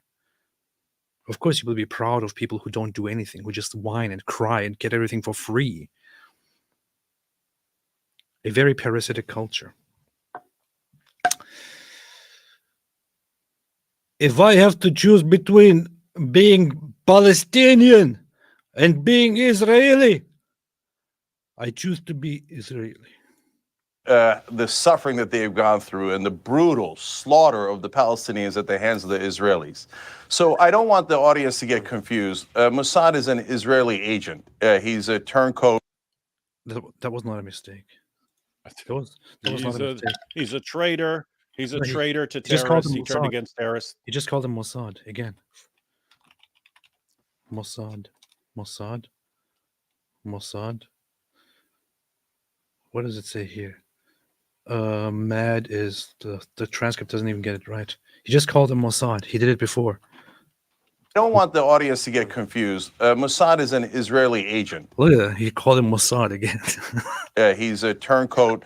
He doesn't believe that the Palestinians should exist. But it's okay. I don't have to clarify it much because he just told you. He thinks that Palestinians don't exist and that they have no rights. And They that are non-existential. First off, Mosab has been very, very open about the fact that he's on the side of the Israelis, that he is all for Israel, that Israel is amazing, that Jews are amazing, and all that, and that the only thing that the Palestinians should be doing is to acknowledge the Jews and to better themselves to then look for a proper solution. I'm not sure what he's trying to insinuate here. they are the ones encroaching on the indigenous land of the Israelis. I mean, look, I know if you're an Israeli supporter, some of you have lost your mind so much that you believe that the Muslims there that have been living there for centuries, millennium, are somehow in your way and they should just be dispensed with. And that the real true heirs of that land are the people that were brought in from Europe and other places. Look, the Jewish people have suffered greatly throughout history. Go back to Poland. Denies that is denying reality. But now it breaks my heart to see that they have become what they most despised. They escaped that. You sick piece of shit. Seriously.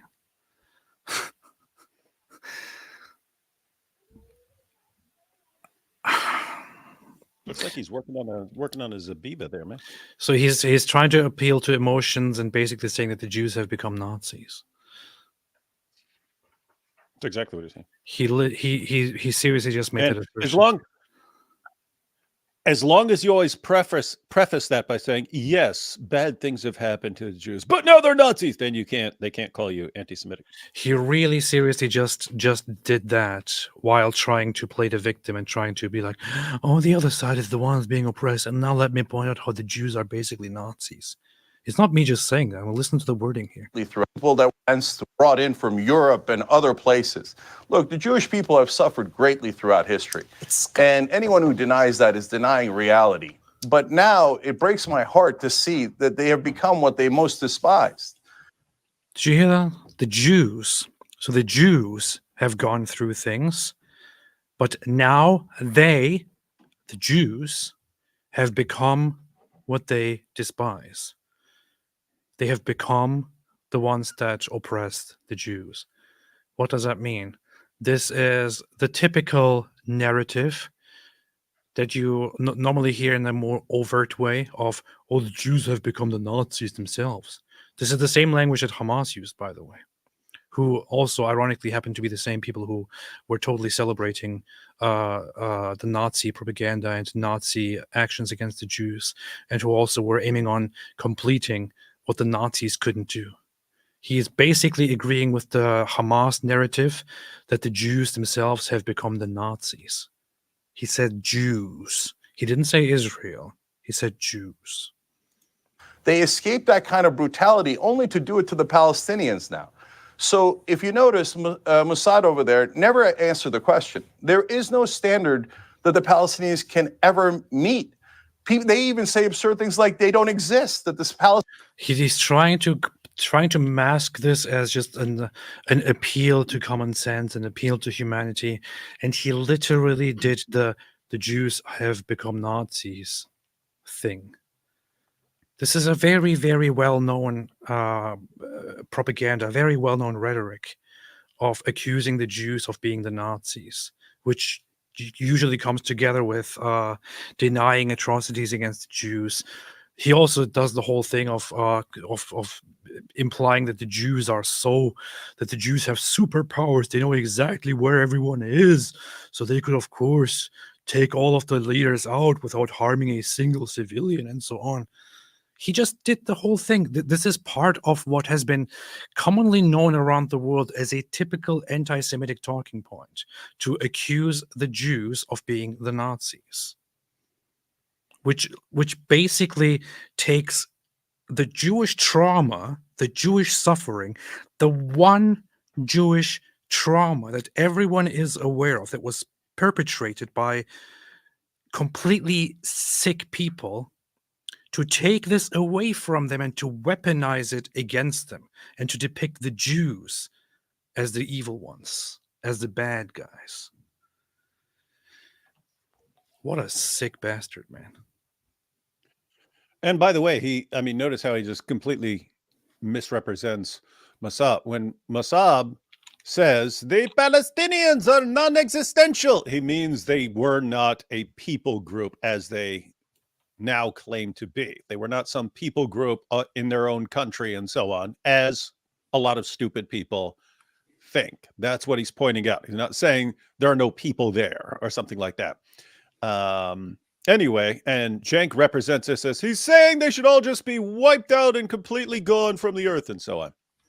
Yeah. What a clown, man. Yeah. So there are different definitions of anti-Semitic, regular anti-Semitic talking points, but one of them you can see laid out here, drawing comparisons of contemporary Israeli policy to that of the Nazis. A very, very typical anti-Semitic talking point that is usually brought up with all the other anti-Semitic ideas. This here, drawing comparisons of contemporary Israeli policy to that of the Nazis. He didn't even go for Israel. He just directly went for the Jews altogether. Wow, man. Palestinian state should never exist. Palestinians as an ethnicity should never exist. And then they have the temerity to say, can you believe that they theoretically don't think that Israel should have a right to exist, even though it's existed since 1948. It's one of the biggest militaries in the world, backed by the greatest military power in the history of the world. It has nuclear weapons. Your existence. Yeah, no thanks to the Arab side, you absolute imbecile. In 1948, what happened? What happened in 1948? War of 1948. What happened, Cenk? What happened, you fat idiot? What happened in 1948, you big chunk of yogurt?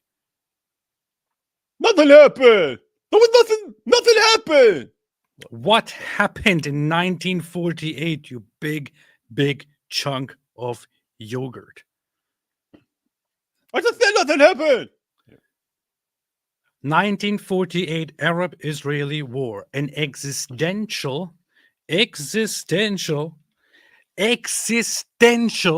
war fought between Israel and Arab forces from Egypt, Transjordan, Iraq, Syria, and Lebanon. The war formally began on May 15, 1948, and ended on July 20th, 1949, although it followed a civil war that began after the passage of United Nations Partition Plan, which was also started by the Arab side.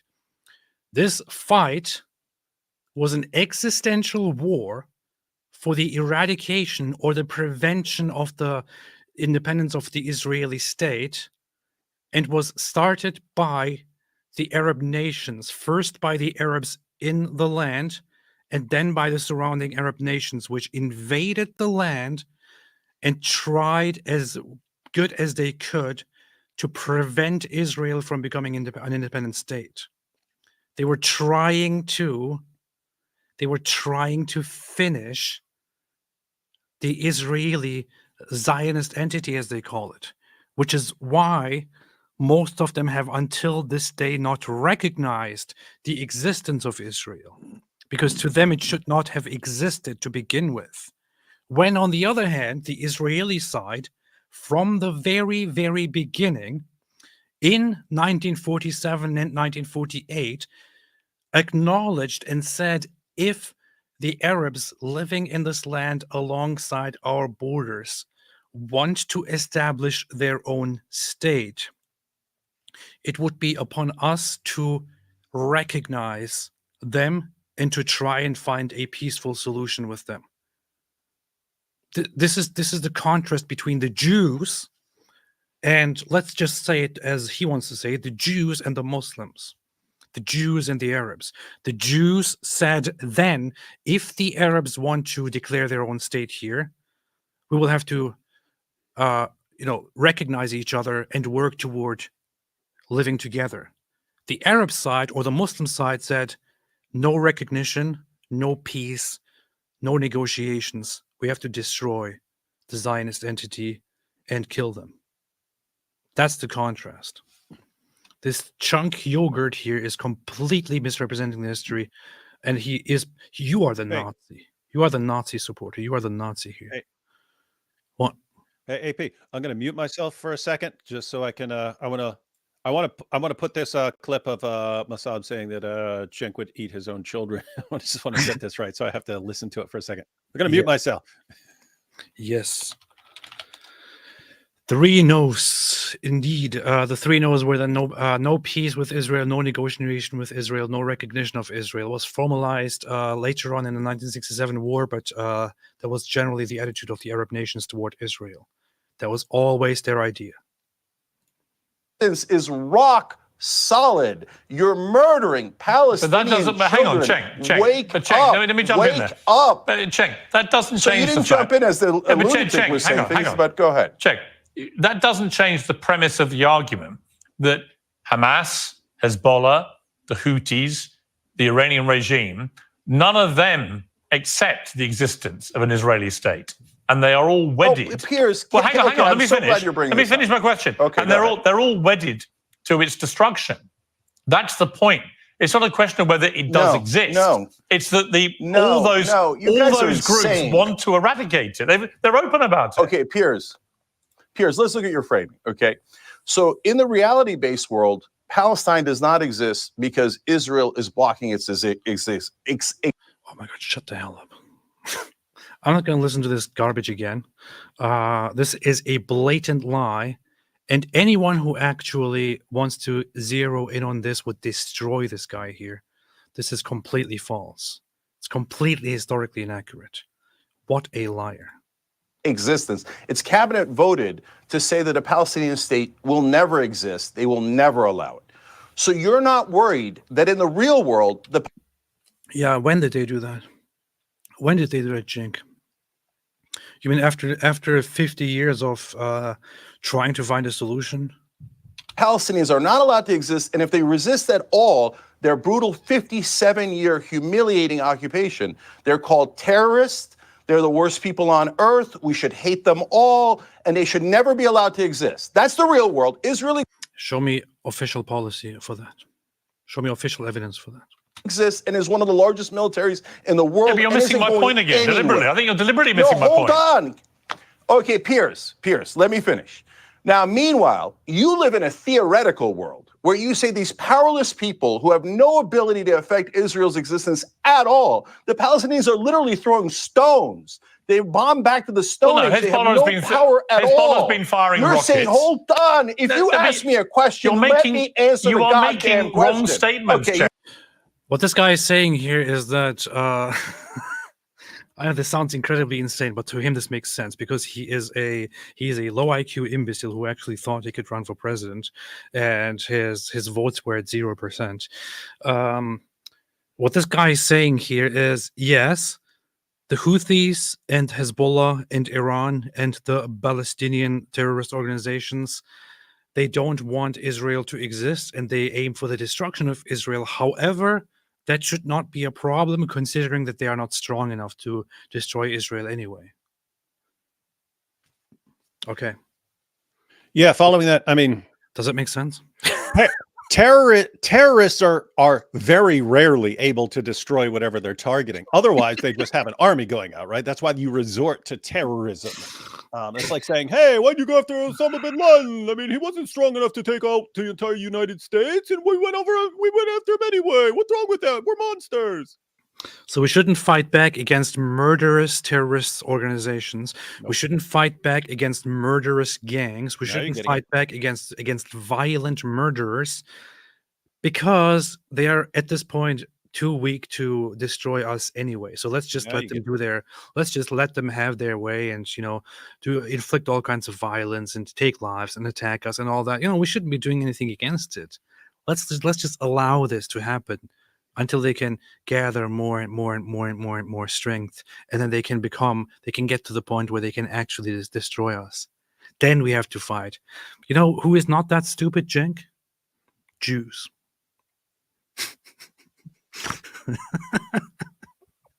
Who is not that stupid, Cenk? Israel.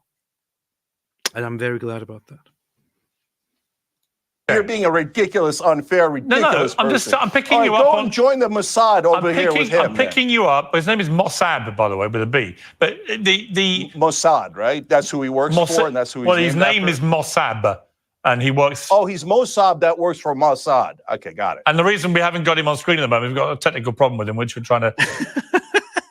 Oh, a technical problem. Like Israel isn't coaching him right now, telling him what to say. Come on, Piers. We know what the Jews are doing. The funny thing is that Mosab never even worked for the Mossad. He worked for the Shin Bet, which is a different organization. They are two different organizations that are both part of Israeli intelligence.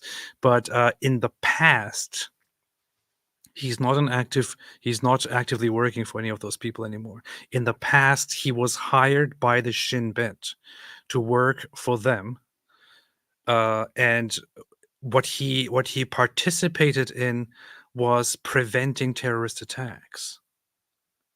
Yes, that's what he did. He participated in preventing terrorist attacks. That's what he did undercover. Shame on him. For many, many years. Prevented innocent civilians from getting killed on both sides, by the way. Not just on the Israeli side. Prevented the so-called Palestinian civilians from getting in harm's way and getting killed as well by the terrorists.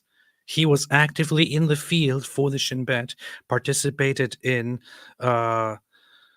AP is actually called Shabak. The Shin Bet is an older name. I know, but everyone refers to it as Shin Bet outside of Israel. So that's what we do. AP has been humiliated and destroyed. So Mosab worked with them and prevented so many civilian deaths. The guy is an actual hero. But yeah, now you want to say, oh, of course, he works for Mossad. He's one of the Jews. He works with the Jews.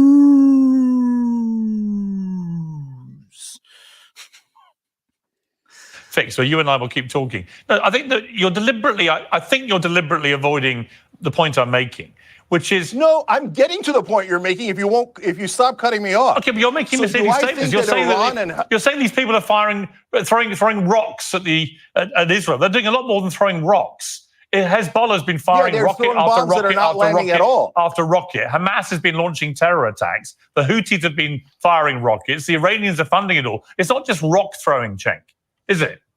Okay, Piers. I'm just throwing rocks. When this guy says Houthis, I just think of Hooters. It's like, why can't you stop thinking about Hooters, man? Pervert. I can't stop thinking about Hooters, man.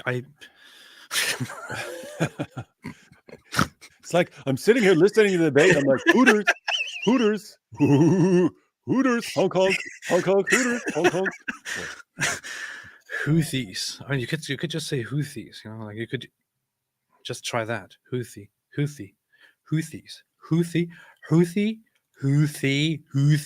don't have to say Hooter, Houthis. So. By the way, for everyone who wants it, I did share the little 30-second clip of Mosab saying that Cenk would eat his own children. That's on Twitter. Good. That's on Twitter now. If anyone wants to use that. Good. Piers.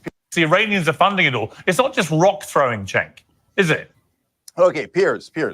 You're making it sound, this is the frame of all Western media, that the Palestinians and the Arabs and the Muslims are so strong, they're about to wipe out poor little Israel.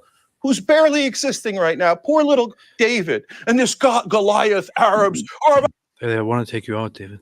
about to wipe them out. Are you crazy? I said they In would the real like world, to. Israel is the... Okay, what an absurd thing. Okay, so here, Piers. African National Congress resisted the apartheid in South Africa. They did it through terrorism. They killed civilians. And they did it through peace. They did it through both.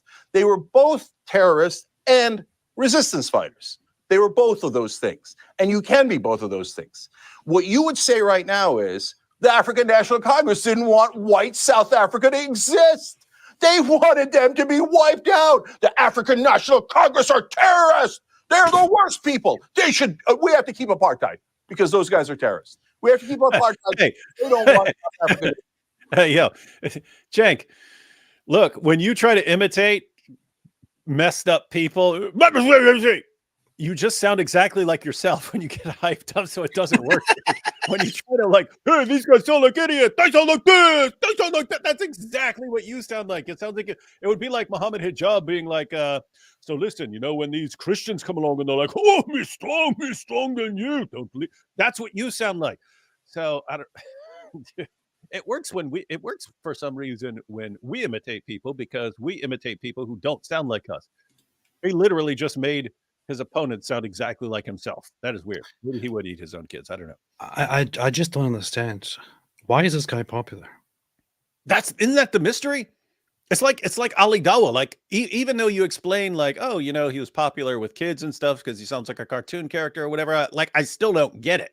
Like I can explain a little bit of popularity, but not that much. But it's the same with Chunk Yogurt here. It's like, okay, I could understand some people being stupid enough to follow this guy, but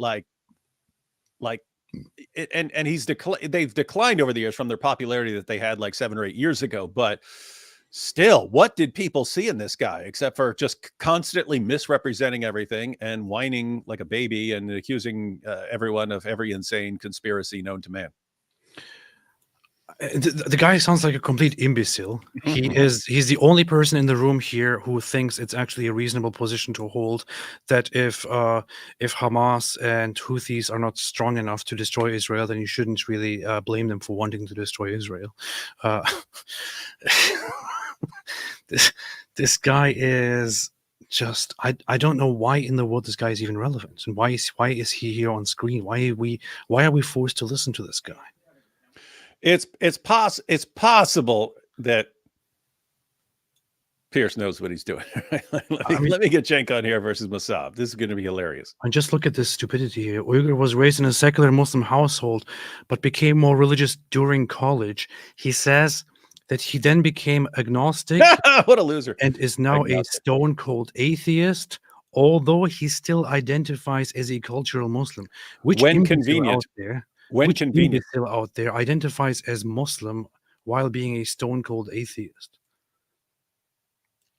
Yeah, especially cultural Muslim. Like, what do you mean? Do you dress like a Muslim? Do you what? Like when Dawkins says he's a cultural Christian, he explains what he means by cultural Christian. We kind of understand what you mean. You've been significantly influenced, and you're a cult. You come from a culture that has been largely influenced by Christian. What does he mean? Like, what of his life is derived from Muslim principles? A D in high school calculus? Nothing.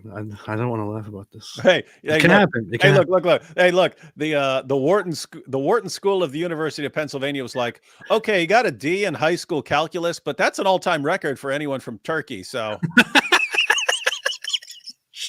shut up.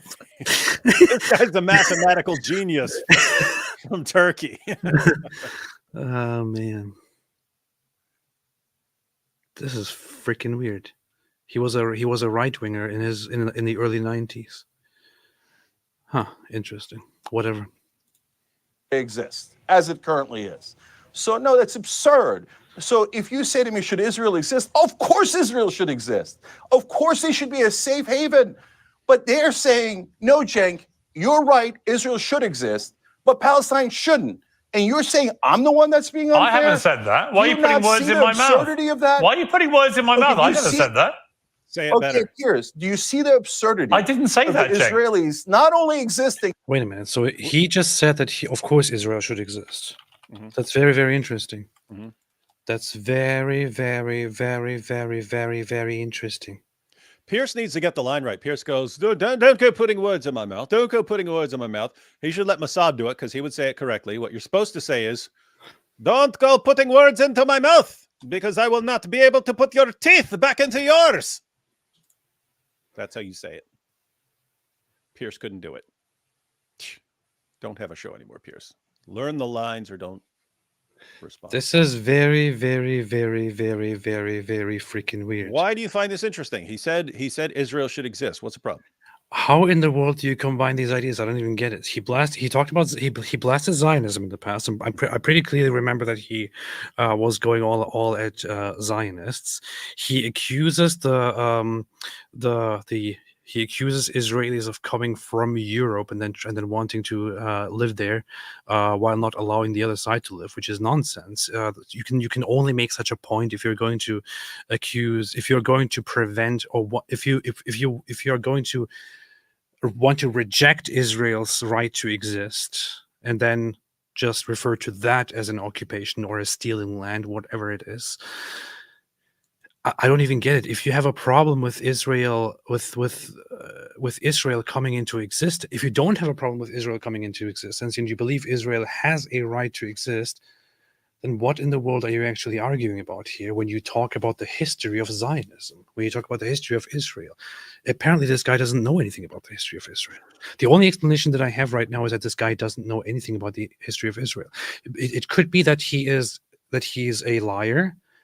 However, it could seriously be the case that this guy is actually dumb and uninformed, and yet he still refuses to learn about the history of the conflict. He still refuses to learn about the history of the region, and then makes comments on it because he has repeatedly accused the Jews of coming and stealing the land and wanting and refusing the Palestinians to exist in their own land. This is nothing that happened. This never happened. I hate to speak in Cenk's defense, and I do not know enough about his views to say whether this is his view. But what you're saying right there, as far as him complaining about Israel coming and stealing the land and stuff, and while simultaneously saying Israel has a right to exist, that was actually Christopher Hitchens' position. He said that it was a mistake for Jews to get the country back. That was a big mistake. He said this was inevitably going to lead to endless conflict. But he would say, but now that Israel's here, it's not like you can just kick people out. So now that they're here, they do have a land. But it was a mistake letting them have the country in the first place. So I don't know if that's Cenk's position, but that would be a reconciliation if he's saying, yeah, they were bad for taking the land and shame on them, but now that they're there, of course, they have a right to exist. They should just give Hamas their state too. Hamas needs a state. Everyone needs a state. Here you have this thing again. You guys are absolutely delusional. It's Israel that is not allowing the Palestinian state to exist, not the other way around. And Israel runs a dictatorial occupation of the West Bank and Gaza Strip. But democracy for me and oppression for you is not what it's called democracy. He is repeatedly making this same claim, which doesn't make any sense. And it is just a blatant, complete lie. Is anybody calling him out on the fact that this is completely made up and this is a complete lie? Does he ever actually respond to this? I hope Mosab responds to this ridiculous assertion here. Mosab will humiliate him. Oh my God. But occupying the Palestinians for 57 years and preventing their state, and then claiming that their right to existence is somehow in jeopardy, but the Palestinians isn't. So for God's sake, what can the Palestinians do for these Israelis to free them, to give them their state and to stop let me bring, we've got Mosab back. Israelis. But they could do one thing, which is to disavow any kind of violence and to work toward a two-state solution. Actually, at this point, it's probably too late for that. But they could have done that for many decades. By the way, so you do not advocate for a two-state solution, but that's based mainly on realism in the sense that your view is just they're never going to back off of trying to wanting to annihilate Jews, and therefore they will never be in a position to actually have this state. Whereas I would say I'm in favor of a two-state solution once they drop their genocidal ambitions. You're saying they're not going to drop their genocide. I don't think they are going to either. So I would say, hey, keep them in a spot under some kind of control until they drop it, which may never happen. But what if they actually did just drop their ambitions of slaughtering Jews, and you somehow could verify that yes, they are not going to want to slaughter Jews? Would you then be in favor of a two-state solution? So I say it again. If hypothetically the people of the Palestinian territories were to actually drop their ambitions of getting rid of Jews and Israel, and they were to desire peace, would you then be in favor of a two-state solution? But you're saying that's not going to happen, and that's why you're not. That would mean that they are no longer Palestinian and that they have let go of their religious beliefs and they have completely changed and turned into completely different people. Yeah, in that absurd scenario, I would probably say, yeah, I mean, you could probably try a two-state solution, but it's never going to happen anyway. So I would say that there is a very that the only solution looking forward, and I think Israelis should be honest about this to themselves. And I know lots of people on the right and center in Israel are by now. Lots of people on the left are still quite delusional in Israel about this. Maybe they should be more honest about it and more serious about it, or inform themselves a little bit more about it. I think the only solution looking forward would be to have a population exchange and to safely relocate all those who seriously have an ambition of taking all of the land or having a right of return or all of that. Those people should all be given the solution to go and live somewhere else. Hey, there's an entire we've got an entire continent no one is using. It's called Antarctica. The entire continent right there. I think Israel should annex the West Bank, Judea and Samaria. It should officially become Judea and Samaria, and internationally recognized, should become part of Israel. I think Gaza should be left. People should go to Gaza if they don't want to, if they want to go somewhere else and live there. Israel should enforce once again a complete blockade, which should be internationally recognized and should have a complete distance and guaranteed safety from Gaza, where they can then do whatever the hell they want. And others could have the opportunity or the means to go into go to a different land and live there. Only those who firmly and clearly are proven to not have any ambition to work toward the destruction of Israel or the killing of Jews and so on, should be allowed to live in Israel and should then be given gradually the right to obtain citizenship, as it was done in the very beginning. Arabs didn't immediately have citizenship. They were given citizenship gradually over time. The same thing should be done now with those people who want to remain behind, but there needs to be a population exchange, and Judea and Samaria should be officially internationally recognized as part of Israel. That's it.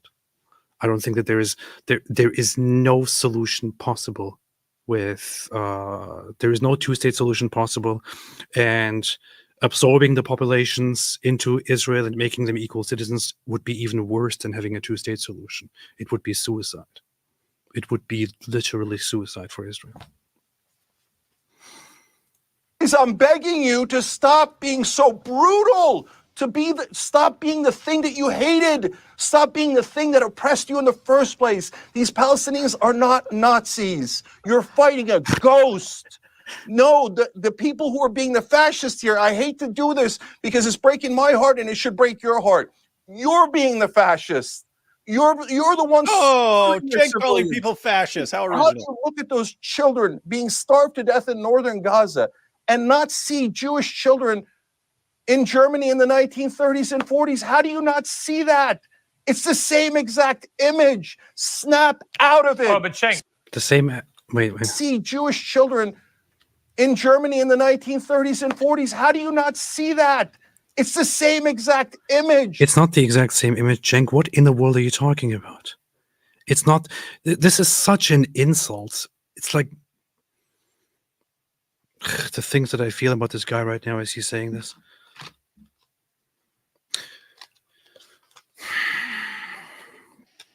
You know, we recently went to the Holocaust Museum, you and I, and went through everything again fresh. And as I was there, I was thinking to myself, it would be good, it would be fantastic to offer trips to a Holocaust museum for all those idiots who go online propagating dumb ideas and comparing this to Nazi Germany and whatever it is.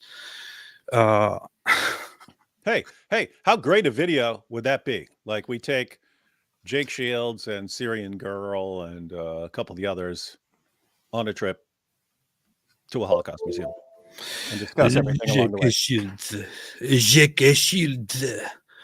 You got to watch out. Jake Shields might walk into the corner and start whacking off and stuff like that because he'll get turned on by all that stuff. Well, the thing is, he has brain damage. With him, it's a little bit difficult. It's hard to tell what the outcome would be. With Syrian Girl, she's paid by the Syrian government and the Russian government. It's I don't think that there's must be nice.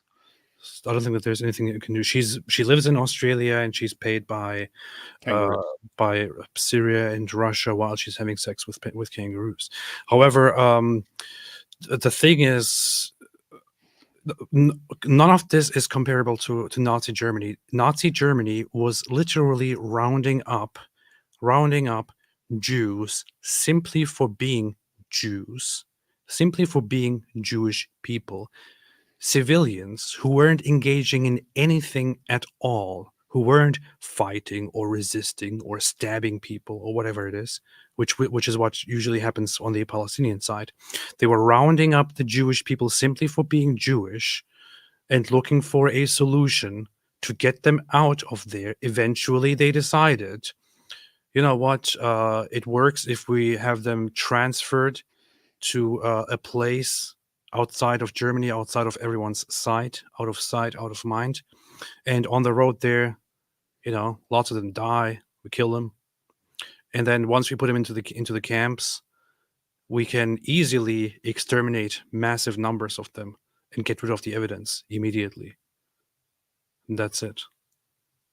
Even many of the people in the camps don't know what happens. They think that they are just being forcibly separated, and these others who are taken away from them are just going to are being taken to a different camp, being taken to a different place.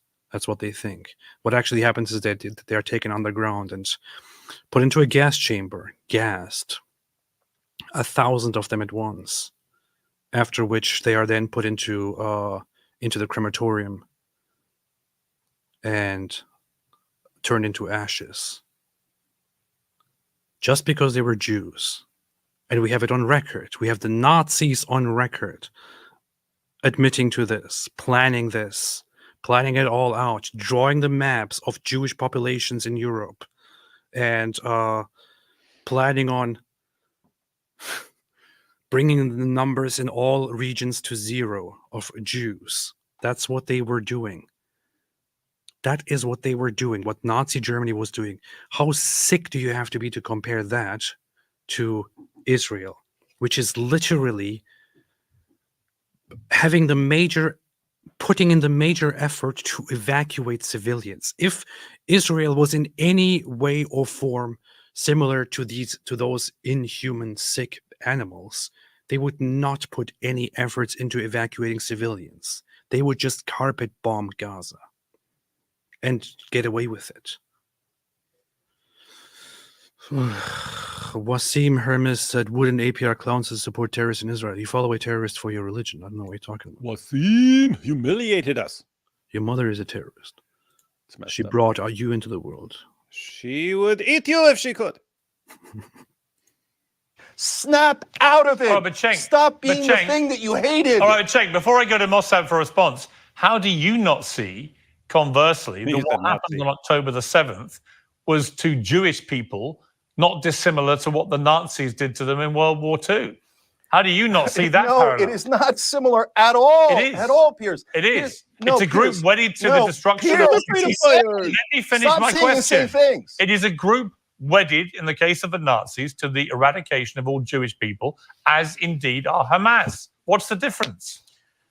Okay, this is a convenient talking point to justify. What's the difference? Actually preventing the Palestinians from Tell existing. me the moral difference. What is wrong with you people? Tell me the moral in difference. reality, yes, of What course. do you mean, I'll tell you that. people? What they did on October 7th was terrible. I hate any civilians being killed. I hate terrorism. That is why Netanyahu is an awful, disgusting terrorist. Answer the freaking question, man. What's the difference?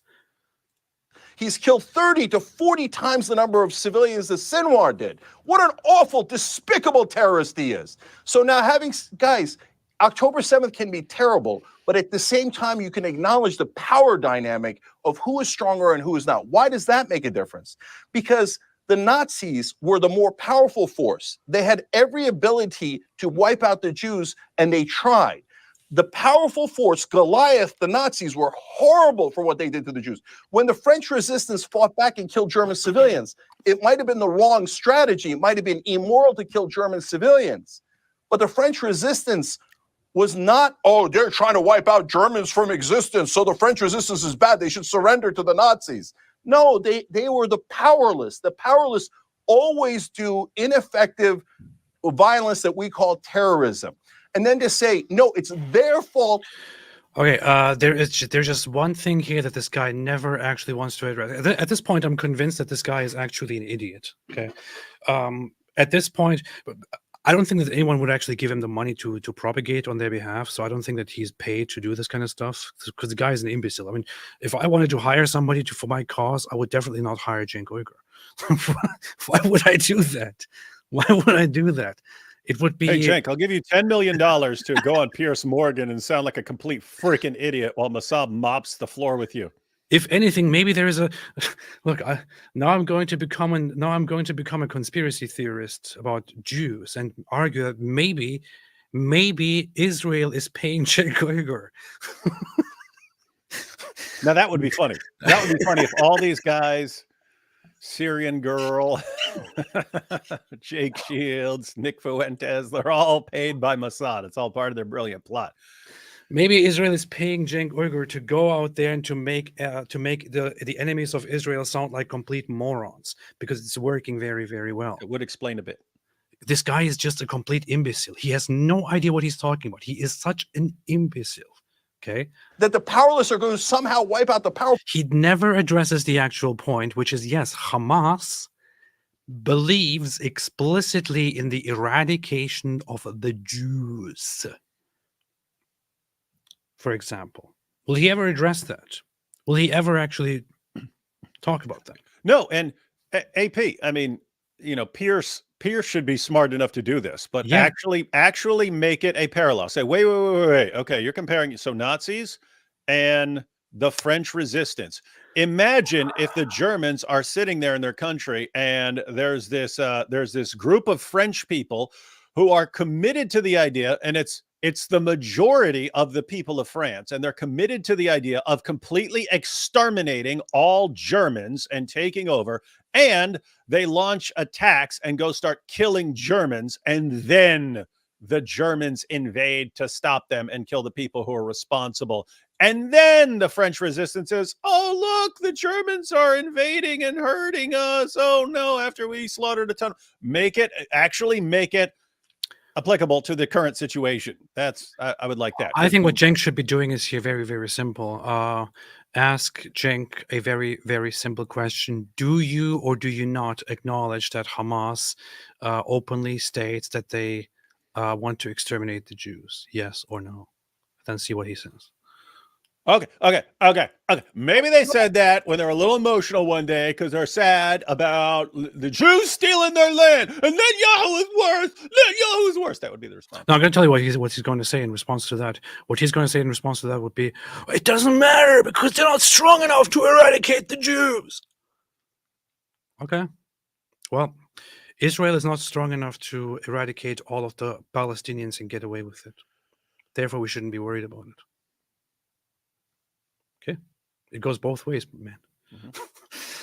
Oh, you're framing it in a way that is totally hypothetical and theoretical because you want to avoid the reality Oh, they only want to hypothetically eradicate the Jews. Okay, well, of what is actually happening in the world, which is the Israelis wiping out the Palestinians, slaughtering them tens of thousands All right, let at me a bring in time. Mosab. they're wiping out the Palestinians by killing less than they are born Palestinians, and they are eradicating them by letting their population boom threefold, fivefold, tenfold. That's how they're doing it.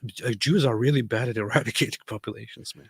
And I mean, think about what he just said. It's all hypothetical because they're weak. They're too weak to actually do it. They're too weak to actually wipe them up. Why? Because Israel makes them stop and doesn't let them become powerful enough to actually do it, and that's what he's They shaming need them to for. stop that. They need to put down their weapons and let them be Put down the weapons and let them do it. Let them do it. They won't let them do it. So it's all hypothetical. They can't actually exterminate them because the Jews won't let them. First, you Shame have to on allow them. them to eradicate Shame you, on and then you can them. respond to it. Taking their land. All right, Mosab, your response. Here we go. Wow, where do I begin? To analyze the mental state of this self-proclaimed savior of the Gaza children. He really touched my heart.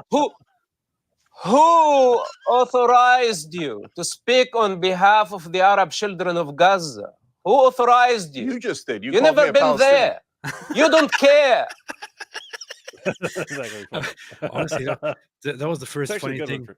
That was the first funny response that I've heard from. He's Cenk. ever said. I've never seen him say anything like quick. That was the first funny thing I've ever heard out of Cenk Uyghur's mouth. It was actually kind of good. Who authorized you? You just did. You called never me a been Palestinian. there. You don't care. Maybe he didn't even mean it to be funny. It just sounded funny. You did. You did. So now I'm a representative. You did it. A higher moral ground. You don't. I do. You're not the savior. You always need a victim in order to pose as the savior. You're not the savior. First, learn how to control yourself. Learn how to control your tongue buds before you try to control the world. It's a big situation in Gaza. All of us are heartbroken for the death of the children of Gaza. All of us. That includes Israel. Israel considers what's happening in Gaza a tragedy. It's a tragedy made up by the terrorists that you sympathize with, that you want to validate and legitimize. Then we will have to deal with the chaos that you create, your emotional being, going all over the place. Who authorized you to speak on the behalf of the Gaza? Nobody did. You did. You self-proclaimed, just like Mahmoud Abbas, just like Yasser Arafat, just like all the Palestinians who have been feeding on the pain of the Palestinian children. You are a parasite, a bottom feeder. This is what you are. So before you speak against the prime minister of a democracy and accuse him of being a terrorist, you need to look at yourself in the mirror. You have been supporting Hamas and it's recorded against you for eternity. So don't play the game now that your fight is for the children in Gaza. This is not your fight. You know who's fighting for the children of Gaza? The IDF. That is killing Hamas. That is uprooting Hamas so the children of Gaza can have their freedom after 36 What are you laughing about, Cenk? What in the hell are you laughing about? Hamas wants to have more children in Gaza dead. The IDF goes in and actually saves the children of Gaza. Yes. This sounds like it's supposed to be something controversial. It's not. That is a fact. That's what's happening. There is only one side here that actually and actively wants Gazan children dead. Hamas, not the IDF. Hamas. And that is a fact. And in fact, we can prove it. We can prove it. We can directly prove it right here that it is Hamas that has explicitly and repeatedly said that they want children in Gaza dead. It is Hamas that has done this, and we can prove it. And I will give you one piece of evidence right here. Here is Ismail Haniyeh, who is gladly, I'm so happy to say, dead by now because he was taken out by Israel. Look what he's saying here. It's a little bit quiet here. It doesn't matter. We can get the text at the bottom. As I said, and I repeat every time, the blood of the children, women, and elderly. I do not say that it shouts out to you, but rather we need this blood so that it will ignite within us the spirit of revolution, so that it will arouse within us persistence, so that it will arouse within us defiance and a forward advance. Did you hear that? Did you read that? Did you see that? Here's the leader for a long time, the leader of Hamas, speaking to the world, saying here directly that as Hamas, as Gaza, as Palestinians, they need the children, they need the blood of their children and of the women and the elderly to ignite the spirit of the revolution and the fight against Israel. That's what he says. Hey, wait, is that the guy who was making out with Yahya Sinwar? Yes, that's the guy who was Oh, having that's the guy who sex was with making Yahya out with Sinwar him? in the video. Having a makeout fest Yeah. on I'm stage? going to play this again one more time here, and just to let it play in Arabic, and for those who want to read it. كما قلت وفي كل مرة أكرر إن دماء الأطفال والنساء والشيوخ لا أقول تستصرخكم بل نحن الذين نحتاج هذه الدماء لكي توقظ فينا روح الثورة لكي توقظ فينا العناد لكي توقظ فينا التحدي والسير إلى الأمام. You see and hear it right here. This is a very clear piece of evidence. It was even broadcast on Al Jazeera. Here it is, Al Jazeera Arabic. But Al Jazeera, when you ask them, they will act like, "Oh no, this we don't know about any of that. It never happened. It never happened." This guy is openly saying, just as Hamas says it again and again, that they need the deaths, the civilian deaths in Gaza. Guys like these are not sad when children die in Gaza. It serves their purpose. They are happy. You know who is sad? Israel. You know who tries to prevent this? Israel. Years of slavery. Those are the ones who... This is literally a child sacrifice cult. Palestine is a child sacrifice cult. It's just like in the Bible. It's like the Bible all over again. It's the enemy that is sacrificing their children for sport. Who qualify to speak on the topic, not you sitting in your comfort. I mean, and you want to have an opinion about it. All right, this is the problem that we have dealing with scumbags like this. All right, let me try and bring things back to a more civilized context. Cenk, you must have been as appalled as everybody when you saw the images of Sinwar's tunnel network with him, with his wife, with her fancy handbag, which I know has been condemned as propaganda, but the image certainly looked genuine to me of that footage, with his kids perfectly safe, all underground in these very elaborate... Seriously, Danny, Israel been begging them to leave North Gaza. They won't. Just yesterday, I saw a tweet by this guy saying, "We are here and the IDF is approaching from all sides. I don't know what to do." He's literally tweeting from a zone that has been told to evacuate and go southward for days now. Seriously, the guy is literally tweeting. He's posting online saying they are approaching, not sure what to do. This might be the end. He's sitting in the middle of a war zone that he was told to evacuate, chose to stay there, chose not to go for the evacuation efforts. and says, "Oh, we might die soon." Well, boo-hoo. And then it is supposed to be our concern. Then we're supposed to care about the civilian deaths, because the civilian chooses not to evacuate, because the civilian chooses to be a tool of Hamas and to die, because it's a death cult. Hey, AP, I keep standing in the middle of this highway. They keep telling me to move, that it's dangerous. I'm going to get hit by a car here, but I refuse, and I'm just going to stay here. I'm going to stay here, but I don't know. I don't know what's going to happen if I keep standing in the middle of this highway with all these cars coming at me. It's weird. I don't know what to do. Have you considered leaving? No. No, because Allah wants me to stand here. Tunnels that he had spent all that money. I love death. I love death more than you love life. Okay, let's see this thing again. Image.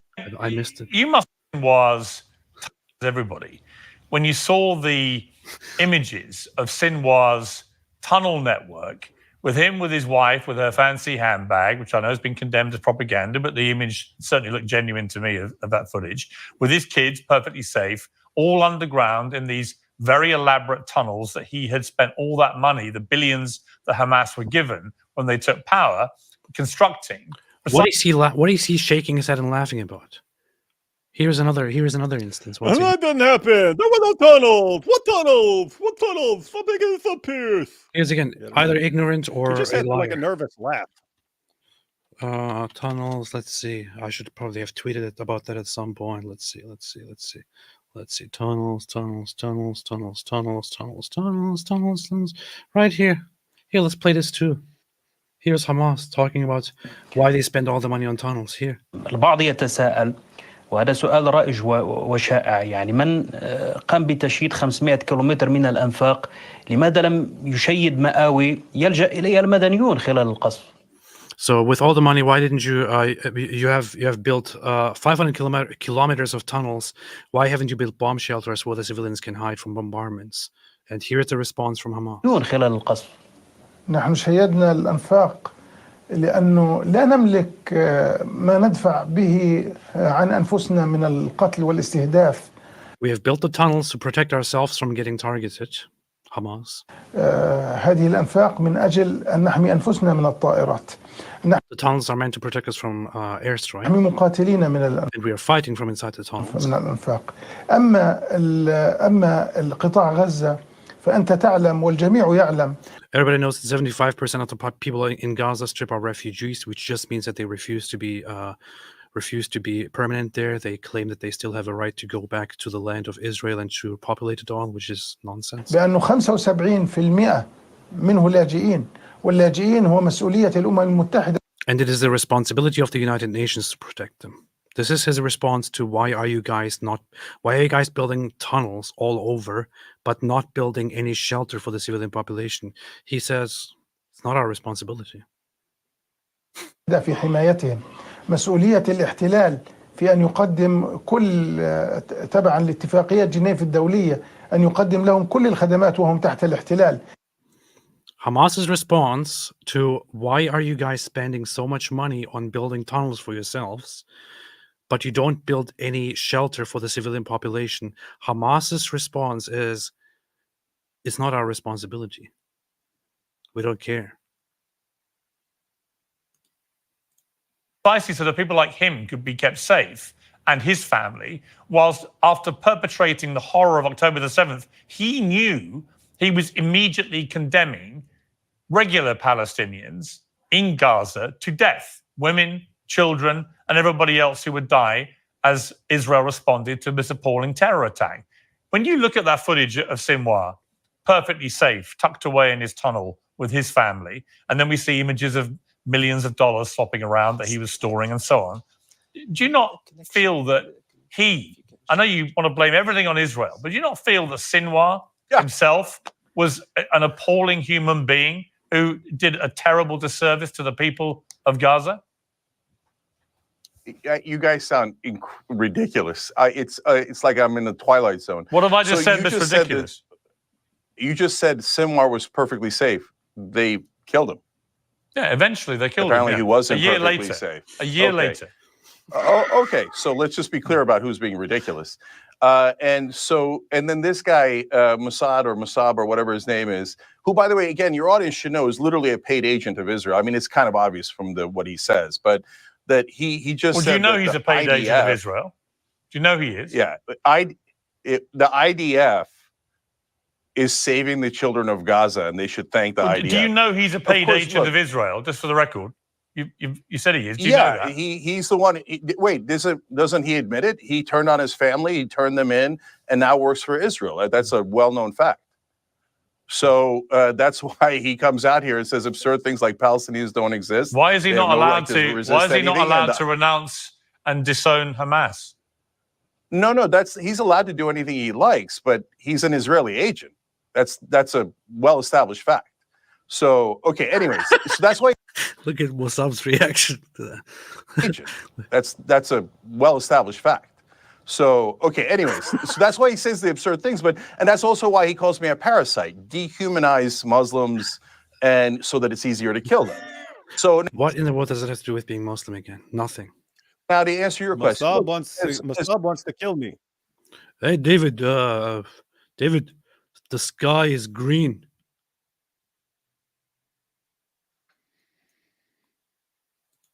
Do you agree with me or not that the sky is green?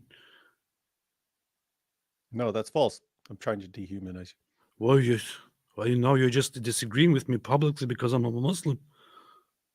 Yeah, you are. Don't do it. Guys, keep in mind, Cenk is as much a Muslim as AP is. Yes, literally. Cenk Uygur, like AP, is someone who does not believe that the religion is true.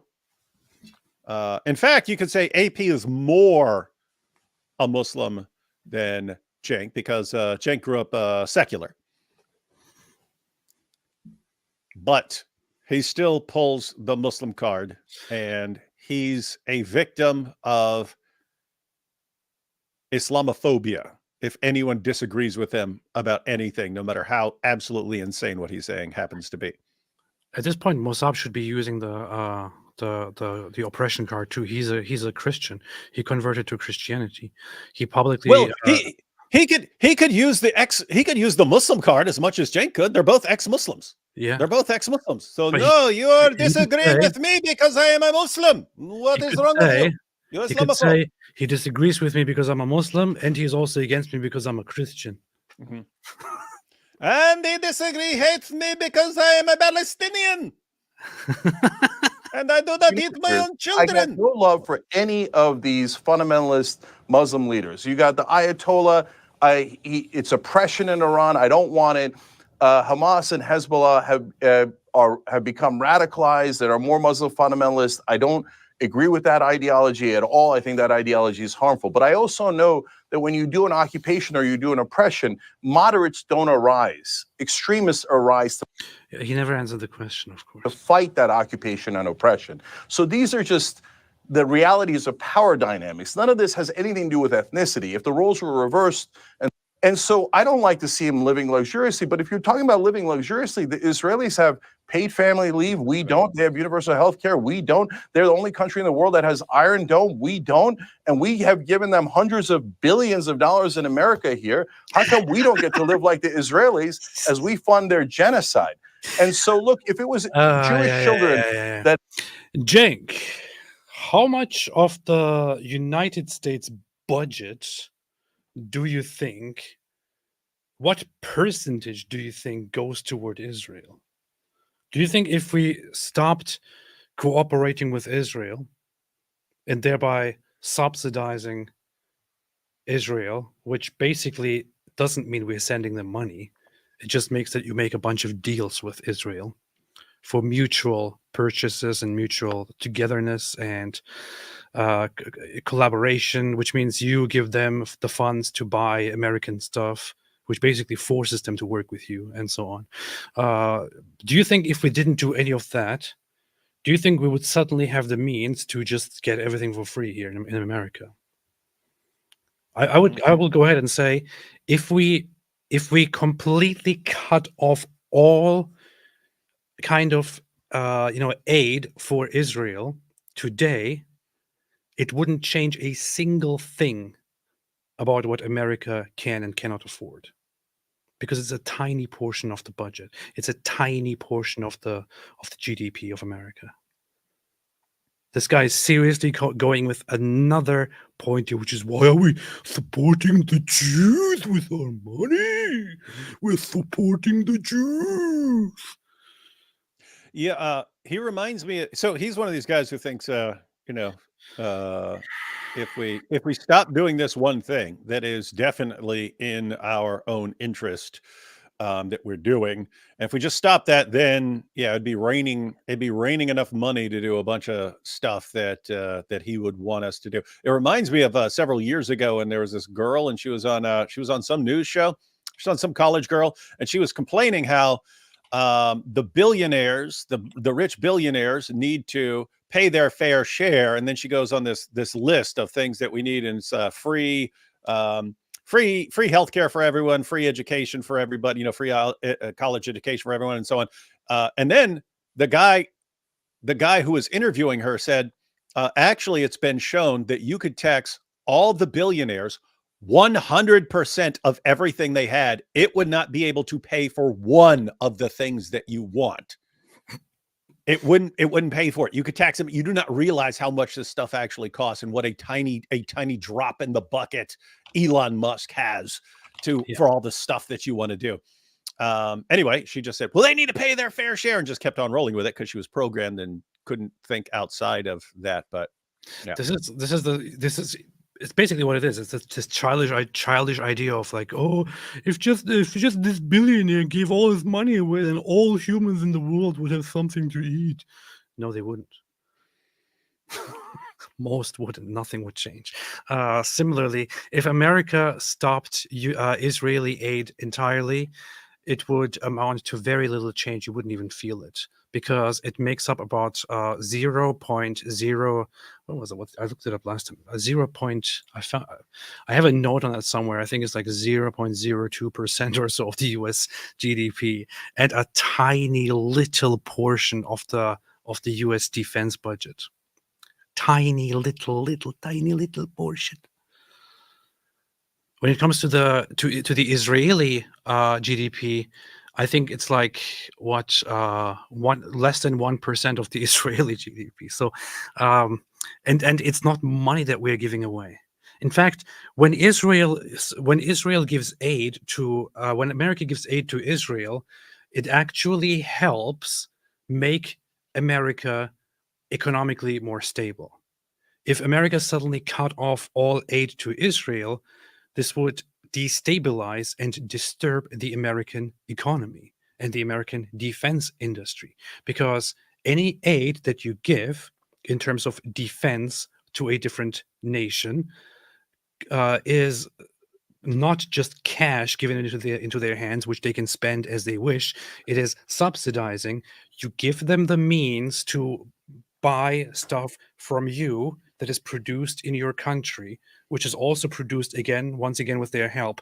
The thing with America and Israel is that, and somebody who understands the economy of defense will probably explain this in a much better way. But the U.S. and Israel are so intertwined when it comes to the defense industry and international aid, that Israel doesn't have the means to produce as much as they need in their war, for example, while the US does.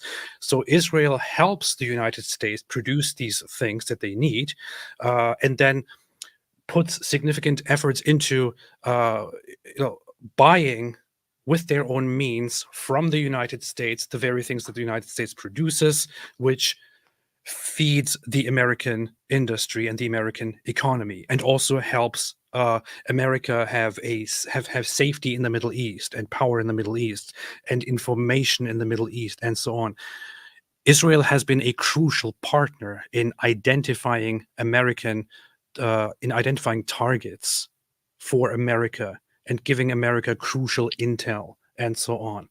America and Israel are so deeply together internationally it's not something that some idiots like Nick Fuentes say. Why are we supporting the Jews? If we just stop giving the Jews our money, and everything will be fine. That's not how it works, man. That's not how it works. Israel is also providing the U.S. with significant amounts of defense technology and so on, which they are leading in the world. We spent more money for China and different places. That a Palestinian state was murdering at this level, a shot to the head, starving them to death, I would hope that we would all be moved to help the Jews in that context. If we are not moved to do that, then we haven't learned anything. That never again doesn't mean anything. But if it's not Jewish people and it's Palestinians, we should have the same exact sympathy. But I don't see that anywhere. Yes, this is why we should destroy Hamas. Abraham Harb, hey Turk, I remember eating this thing in Izmir, a rice-stuffed mussel thing. Best thing I've ever ate. What's the name? What are you talking about? Rice-stuffed mussel thing? What kind of a way is that to describe something?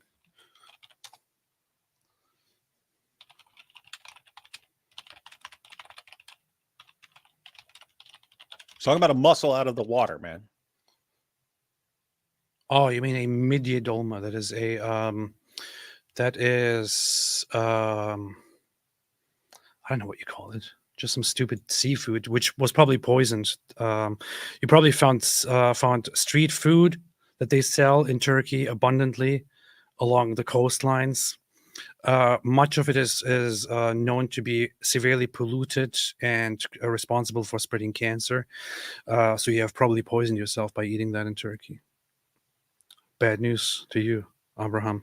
If you are suffering from cancer right now, it's probably because of what you ate in Turkey. I'm sorry to be the one telling this to you. Yeah, just next time eat turkey. Yeah, stuffed mussels, stuffed midye dolma. That's what it translates to. That's what they call it. That's it. That's all I know about it.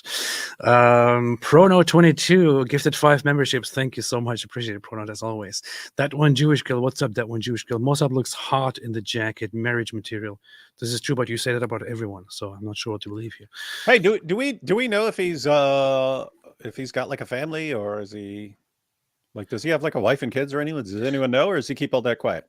I think he before the war, he was far away from the rest of the world, living a private life with his family. He also said that before. He was just far away from everything. So he did his job, did his thing for the world, for Israel, and then went and lived a private life. When October 7 happened, he came back to the foreground and started speaking again. That's what happened. But yeah, he has a family that is far away from everything. It is probably protected very well. Can you imagine with his rhetoric, like with his kids, get out of line? I will eat you like Cenk Uygur. The funny thing is, the way he acts, the way he speaks, I'm pretty sure that this guy is like is an absolute sweetheart to children. You know? Pretty sure that's how it is. That's how it generally. That's how it always. But he also probably has stuff to keep kids in line. You do not know what it was like for children where I come from. Let me tell you how good you have it. Yeah, alhamdulillah. AP enjoys Cenk genociding his tidy whiteys. You see, that's what I do. Abu Baker, AP Shofar, how good? Show good. What kind of music you listen? Shofar, show good. That's funny. Shofar, show good.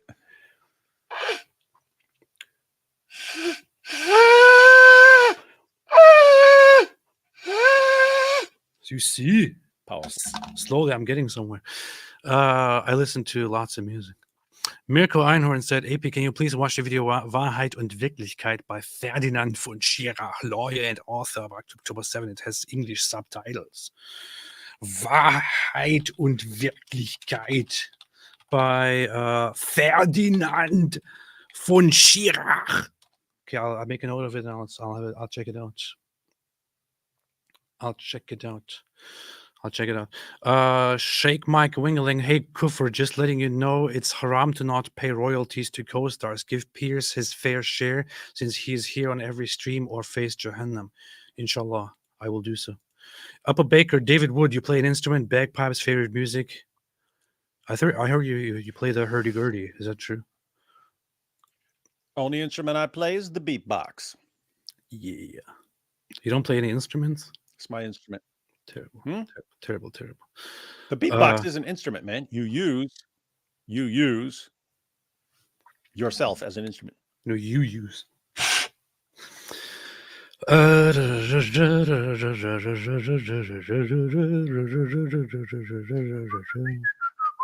AP appropriating Jewish culture. That's what I do. That's what I do. Cultural appropriation. I love cultural appropriation. It's the best thing. Biggest sandwich. Why does Piers keep bringing on this freaking dork on his show? I find it funny when people refer to others as dork. All he does is scream like an acoustic retard while not making any coherent points. But is this a thing where people deliberately say acoustic instead of? Is this deliberate? Because I've seen this several times now. So, Papa Dom Jim Mosab literally genocided Cenk. That is literally what happens.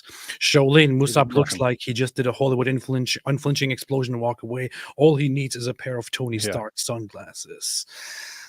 That's what they do. He does look like that. Like, look at him right there. That is the people who walk away from an explosion. They don't even flinch. Yeah, that's what they do.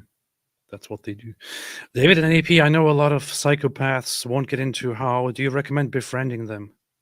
Why are you asking me? Oh, because I'm a friend with friends. You can. You just need. Okay. You can. You just need to be on your guard and know the tricks of that they will use. If you see them using them, you know it's not to trust them. That is exactly what they do. That's what they do.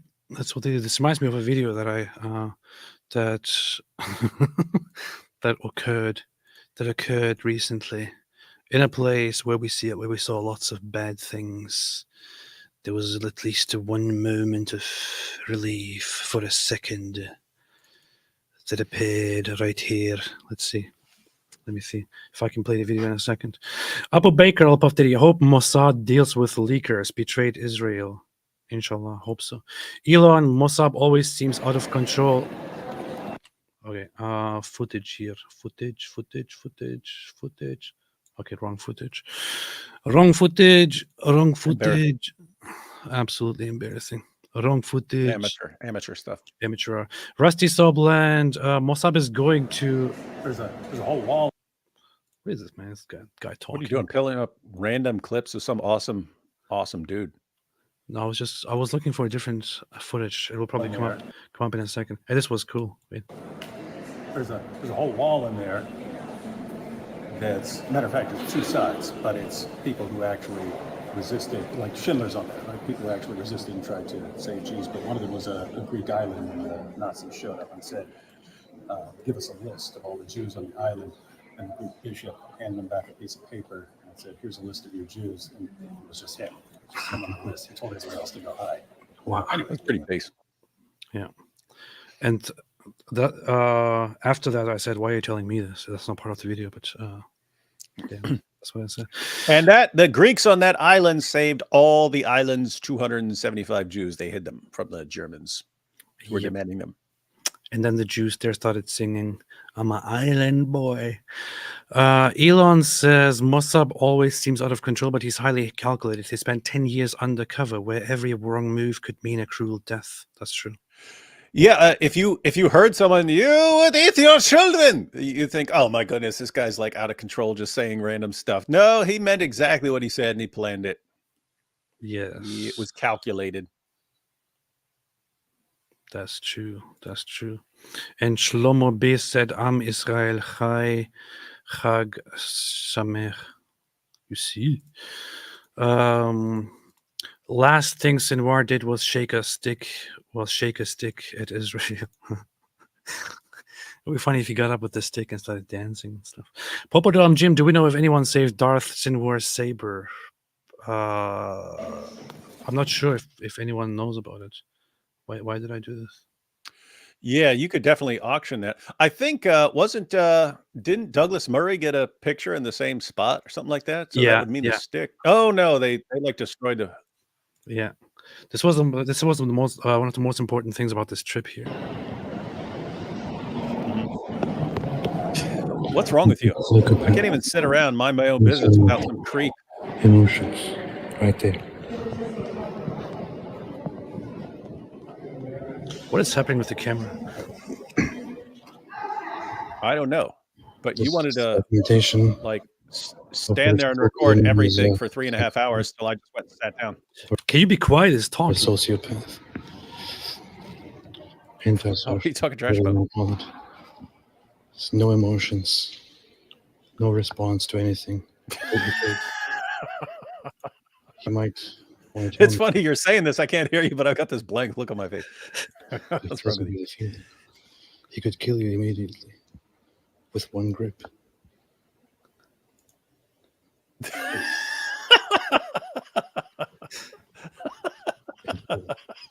What's wrong with you? I don't even remember this. That's what's funny. Anything you want to say for yourself? There are 5 lenses on that thing. I'm not sure which one to look at.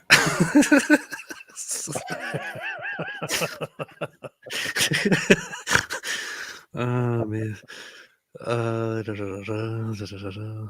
Will you guys watch the new JP versus Classic Donkeys D-word. debate? I just saw that came out. I'm going to be watching that probably tonight. It's Jordan Peterson versus Richard Dawkins, moderated by Cosmic Skeptic. So got to check that out. That's true. That's true. Ravnis II, yeah. Elijah Pettis says Cenk abandoned logic and went full conspiracy mode. Yeah, never go full conspiracy. Ideology says Cenk's side chick left the left. Billy, no mates. Alhamdulillah. Wait, what happened to her? What's her name again? I always get the Annas wrong. Which Anna is that again? Which Anna is that? Kasparian or something like that? Anna Kasparian, yeah. Something like that. The funny thing is, whenever I saw those guys together, Cenk and Anna Kasparian, I always thought she sounds twice as smart as he does. So she sounds significantly smarter than he does. She should be the main one in charge, not him. He sounds like a complete idiot. Mosab is everything that Sacha Baron Cohen wanted to be.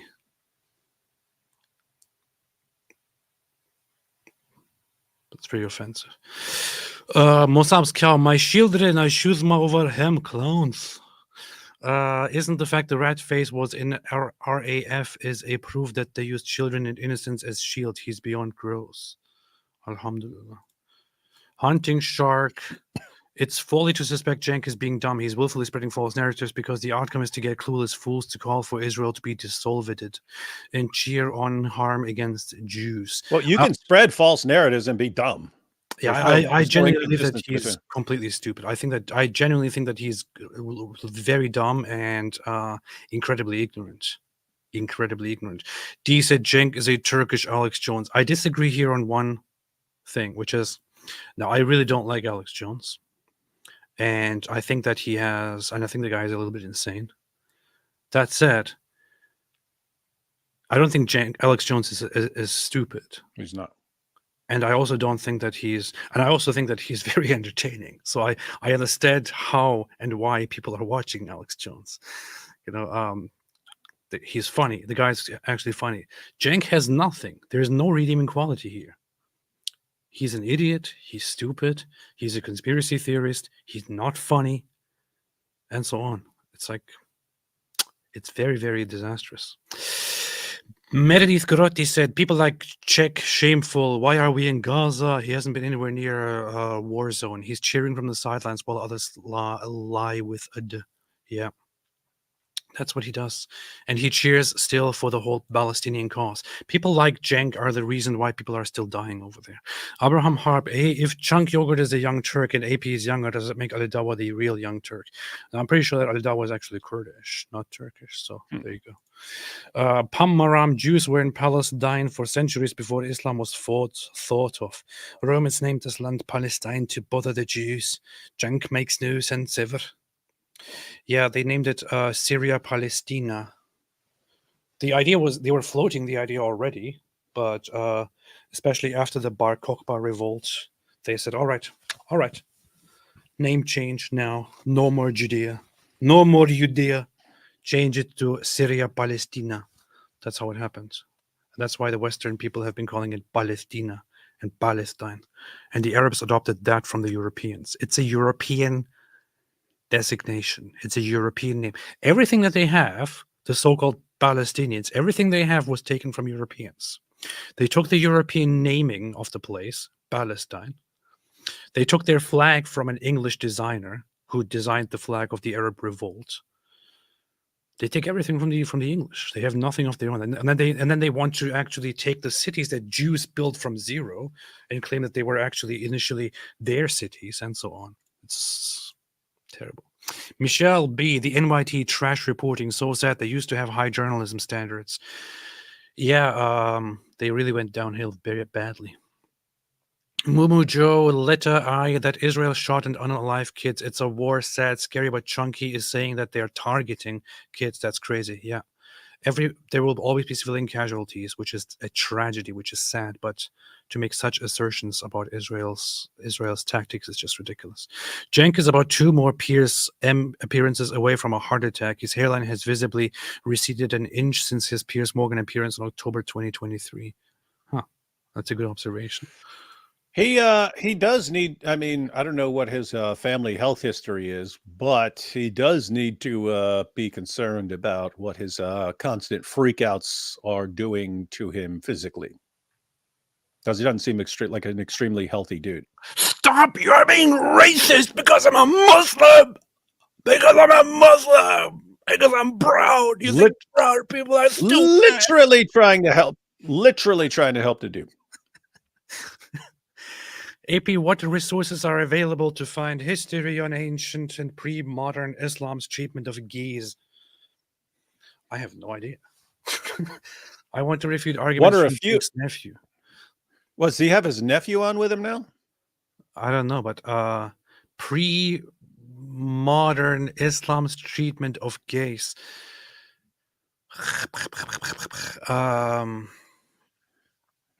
Well, let's look at what happened to Dihya al-Kalbi. I mean, you can always go to the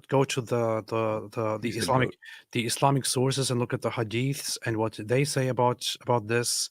And I'm sure you can, if you look for it, you can. I'm sure there's some stuff on there. There are either journal articles or some book. You will probably find journal articles. You'll probably find some books, something on that matter.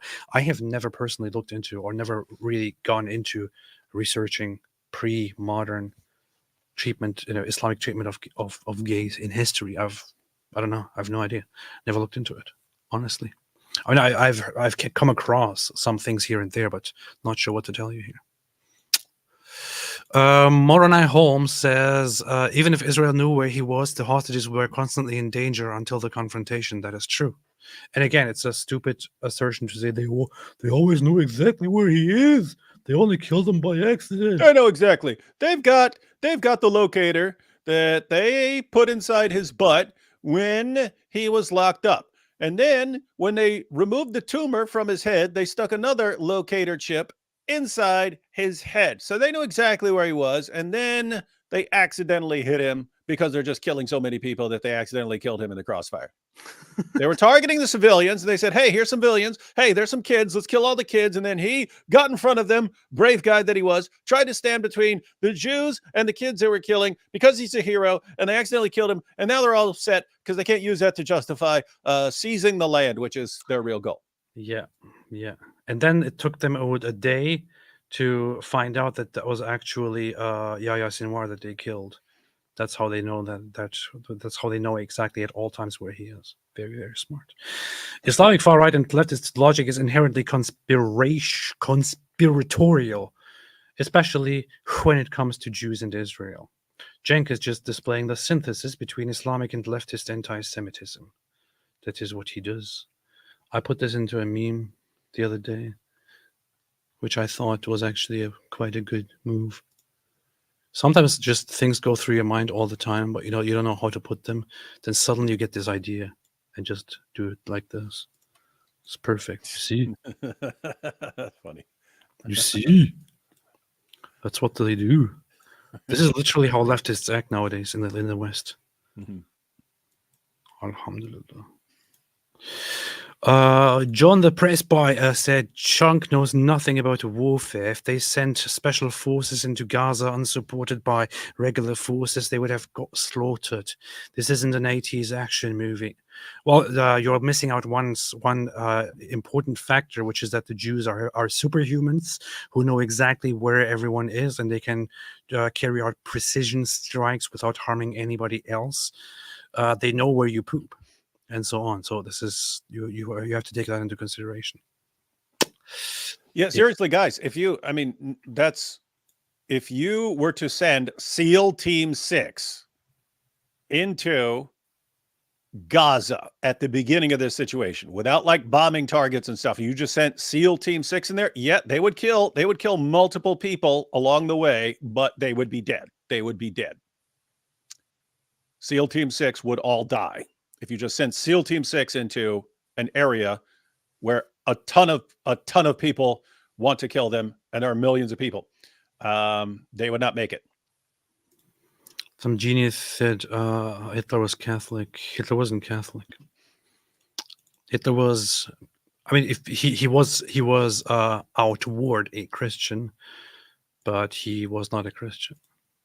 Yeah, he had contempt for Christianity. In fact, wasn't there a religion he preferred more than Christianity? What was it? What did he constantly complain? Say, why did we have to have Christianity? It's holding us back and it's making us weak. Wasn't there a religion he said he would have liked?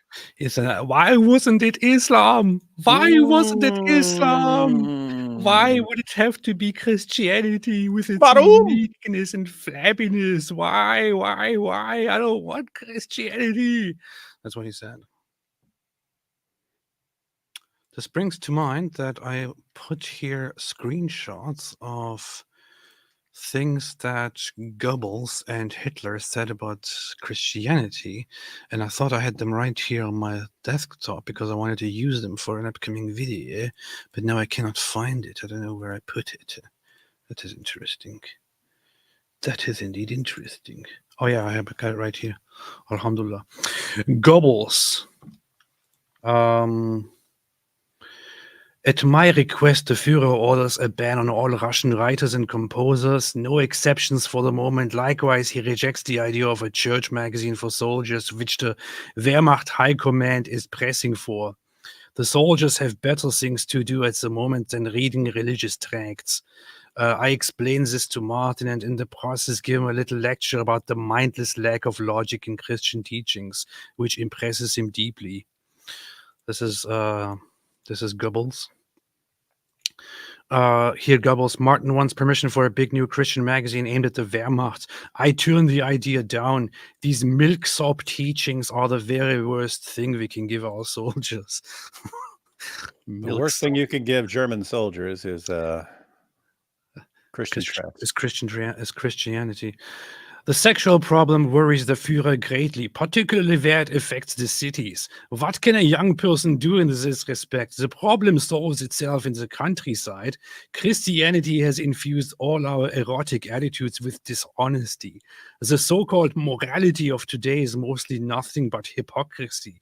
The erotic urge, next to hunger, is the most vital. Hey, he's starting to sound like Nietzsche here, man. I know he's taking from Nietzsche's ideas here, but totally perverting them in a brutal way. A fundamental urge that cannot be dismissed with a few banal maxims. We must view this question completely from the standpoint of popular health.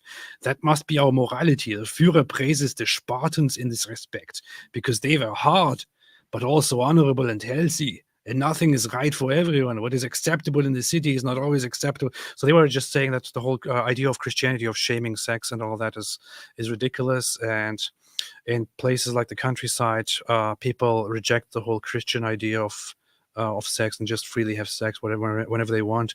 And that's based. That's basically what he's saying.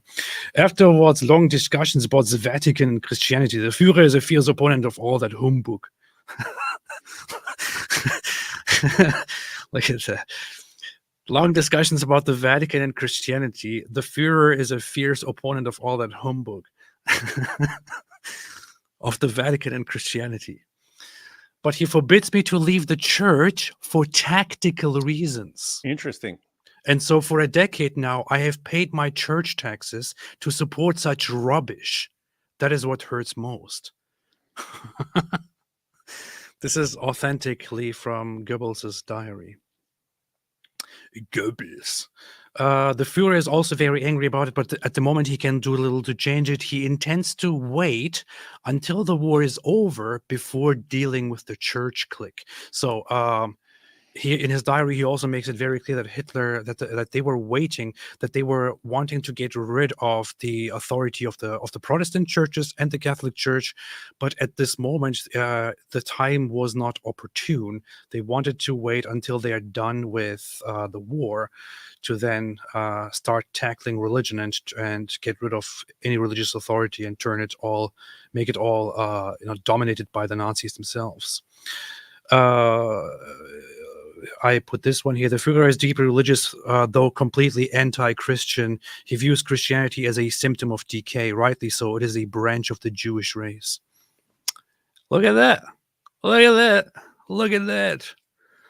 Goebbels says that Hitler is completely anti-Christian and that it's a symptom of decay. And he agrees with it because Christianity is a branch of the Jewish race, which is why it's garbage. And so on. I collected a bunch of things here. He even compares Christianity to syphilis at some point, and so on. It's pretty messed up. Yeah, I saw it in one of the things you put up there. I saw it. Yeah. Alhamdulillah. In American media or in American politics. All I hear is about a theoretical state where Israel isn't the oppressor and could be oppressed, I don't know, 1,000,000 years from now, or when they lose their entire military for no reason at all. Like, you have to make up absurd hypotheticals. Shut up, Thierry. 2 or 3 months ago, to increasingly popular in Israel. His polling numbers are the highest they've been since October the 7th, when he was being blamed by Israeli people for what happened. This is irrelevant. Not Benjamin Netanyahu's fight. This is the fight of the Jewish people. It's a fight of a nation that is in the face of an existential threat. And this is where I identify with the Jewish people, by the way. It's not the fact that I helped stop suicide bombers during the Second Palestinian Intifada, and Cenk want me to feel guilty for saving human lives. And he tried to shame me for some reason. Thank God I know who I am. That is literally what he did. He shamed him for he did. switching sides and working with Israel. That's basically what he's called him a turncoat. And what Mosab did was to literally prevent terrorist attacks and save innocent lives. And I am very proud of what I did, because there is no way to go wrong with saving human lives. And today, when we look at the situation in Gaza, it's very similar. If I go to Gaza, the people of Gaza will kill me. If I go to the West Bank, the people of the West Bank would kill me. But why? You need to ask them that question. Because I stopped suicide bombing attacks against civilians that killed people indiscriminately. This is my cry. Yes. And Cenk agrees with them. And many of the pro-Palestine around the world agree with them. And what we say, this is not the fight of a politician in Gaza. This is the fight of a nation. I am fighting for my very existence. And this is where I identify with the Jewish fight. Now you ask me what's going to be next. And I don't like to do spoilers. But the entire Iranian regime is going to be history, sooner or later. And of course, your guests keep on trying to discredit me. They don't know that I'm coming from that hill, from the depth of it, to a degree that I can foresee the future. You can just go back to our first interview from the beginning of the war and what I told you. You see, the Jews can foresee the future. The Jews can foresee the future. I've worked for the Jews for so long that now I have absorbed their superpower to see the future. The Jews are now allowing me to see the future too, just like they do. Bibi Netanyahu, he showed me his crystal ball. And I look into it and I see the The entire Iranian regime is gone. Told you, and what I have been telling you, and what I tell you now. The Iranian regime, that includes Ayatollah and the Iranian guard, they are all targets. The next level is going to be massive assassinations in Tehran. Everybody who helped the attacks on October 7th, everybody who orchestrated the attacks against the Jewish people, everybody who helped sacrifice Arab and Jewish children, Persian children, Ayatollah, since 1979 until now, he enjoyed a free ride. But now, this is not going to continue for eternity. He's wanted and he's going to be punished. The Iranian nuclear program is going to be destroyed. And anyone who gets in the way, it doesn't matter where they are, even if they are politicians in the West, they are going to fall. Because we cannot afford letting any Islamic entity, and I said, that reminded me of Joe Biden when he ran. And I mean what I say, and you need to take this very seriously. A person who has been launching ballistic missiles on a democracy while millions of children had to go to shelter again and again and again. Then he funded his proxies to destabilize an entire region. This type of lunatics cannot obtain mass destruction weapon. It's as simple as that. It's common sense. You don't need to be part of the Israeli intelligence to realize that Ayatollah with a mass destruction weapon is bad news. Absolutely right. That's it. Like he's pretty sick with his burns, but he's also like when he actually breaks it down and isn't like just destroying his opponent psychologically. He just very commonsensical and straightforward, tells you exactly how it is, and he is repeatedly shown to be absolutely correct. So Iran has a state doctrine, a state ideology that is called the Velayat al-Faqih, which is Ayatollah Khomeini's idea of giving complete authority over both the country, the military, and the morality and everything to one leader, which was, of course, he himself at that time, so that this leader would then take control of everything and prepare the grounds for the coming of the Mahdi in the future. And Iran's role, the Islamic Republic of Iran's role in this would be to dominate the Middle East, fight Israel, aim for the destruction of America and Israel, and prepare the grounds for this apocalyptic event where Mahdi comes and takes over the state of Iran, and then basically brings about the end times and so on. This is their state ideology. This is literally their state ideology. It is an apocalyptic death cult. This is why they don't care about the odds, the chances of whether they can survive this fight or not. They believe that this is their goal, and they go for it. Now imagine, let's say, if you are a viewer right now and you don't know anything, and you don't believe me, let's say that what I just told you is true. Do you think it's a good idea to give these people nuclear weapons of mass destruction? What could go wrong? You probably don't think that's a very good idea, unless you are really into, I don't know, a world war or something, or really, really messed up apocalyptic fight. If you think that it's a very, very bad idea, please go ahead and research the state ideology of Iran. You will find out that I'm not even telling you everything that needs to be known. There is much more about this. The Islamic regime of Iran is sick. It is a death cult. It is a death cult. So Cenk and many of those losers want us to stop and wait for help to come Did from he say the Cenk outside, and many of those just like losers? the Palestinians, by the means of manipulation and deception. And when things don't go their way, they get very angry. And we tell them, you will be defeated.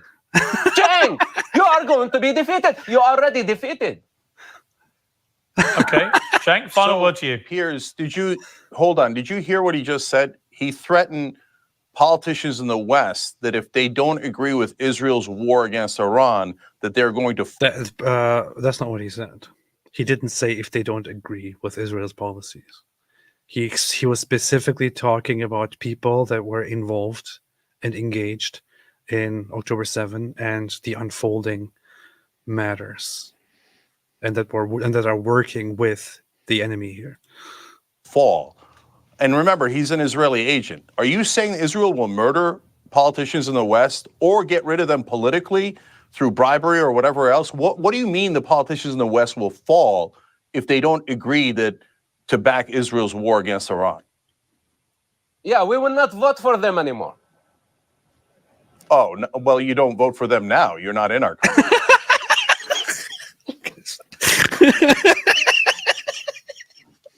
Look at his face. Back Israel's war against Iran. Look at this. Yeah, we will not vote for them anymore. Oh, no, well, you don't vote for them now. You're not in our country. What do you mean the politicians will fall? We live in democracy. We have the right to bring them up and to bring them down. Those who agree with Ayatollah, we don't want them in office. And all the sympathizers with terrorists like yourself, we don't want them even to be in our country. People who support the right ones here. Man, don't you get it? All the time you're saying that Israel is controlling the world and all of that. Yeah, Israel is controlling the world, and we'll get rid of those who that support the terrorists. What's the problem? It's you guys always saying Israel controls the world. What's the problem with it now? Why is it so hard to believe your own theories? Who is we, and how are you bringing down politicians in the West if they dare to defy Israel? I am one of those people. That is we. Yeah, I thought Mosab lived in California at some point. Yeah, he actually moved to America, and I think became an American citizen. So when he says we, he refers to voters. Tell me how you're bringing them down. I already answered you that. Are you going to murder them, or are you going to bribe them? Are you going to bribe someone else? Who are you going to do? And okay, so let me answer it because he's not. Look, the best case scenario, we've seen the worst case scenario. They buy an Israeli product, see how it turns out for you. Okay. Now the best. Oh my God, Mosab literally just threatened to murder me. Mosab literally just said that he can foresee how things will unfold and things that will happen. He didn't say this is what we're going to do to you. Best case scenario for what he's saying there is, oh no, AIPAC's going to come in and say, hey, if you work for Israel, we'll give you a lot of money, and now J Street too. If you don't work for Israel, we'll give that money to your political opponent and we'll eliminate you politically. And that is where we are here in America. And Piers, you can't deny it. I mean, right now, almost all of our politicians, their top donor is AIPAC. And so. Okay, so this guy went into politics and ran for president and had an average voter count of 0%. That was the poll. But he's talking about AIPAC the way, or talking about lobbies the way the average ignorant person talks about lobbies. He's making it look like lobbies just go there, AIPAC goes there and just hands over a bunch of money to certain candidates. Just gives them bags of money and says, "Hey, here, this cash, all of this cash is yours, man. If you agree with our policies, if you support Israel, all of this cash in this bag, all of this will belong to you. Look at this suitcase full of cash. Look at those sweet dollar bills. All of them belong to you, man." That's not what lobbies do. Lobbies don't just give money to certain politicians who support them. They can't do that. They can't do such a thing. What they do is that they take care of campaigning for these candidates. That's what they do. So, in a sense, the United States is occupied territory. And now Wow.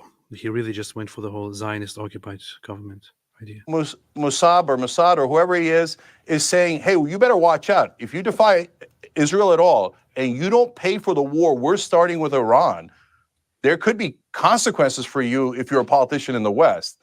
And Yes, that is super scary. And this is the bullies that they are. They have tremendous power while pretending to be powerless. And I want to be super clear here, guys. I'm talking about the government of Israel. We're not, and the right wing, and they literally have terrorists in their cabinet, convicted in Israel of supporting terrorism.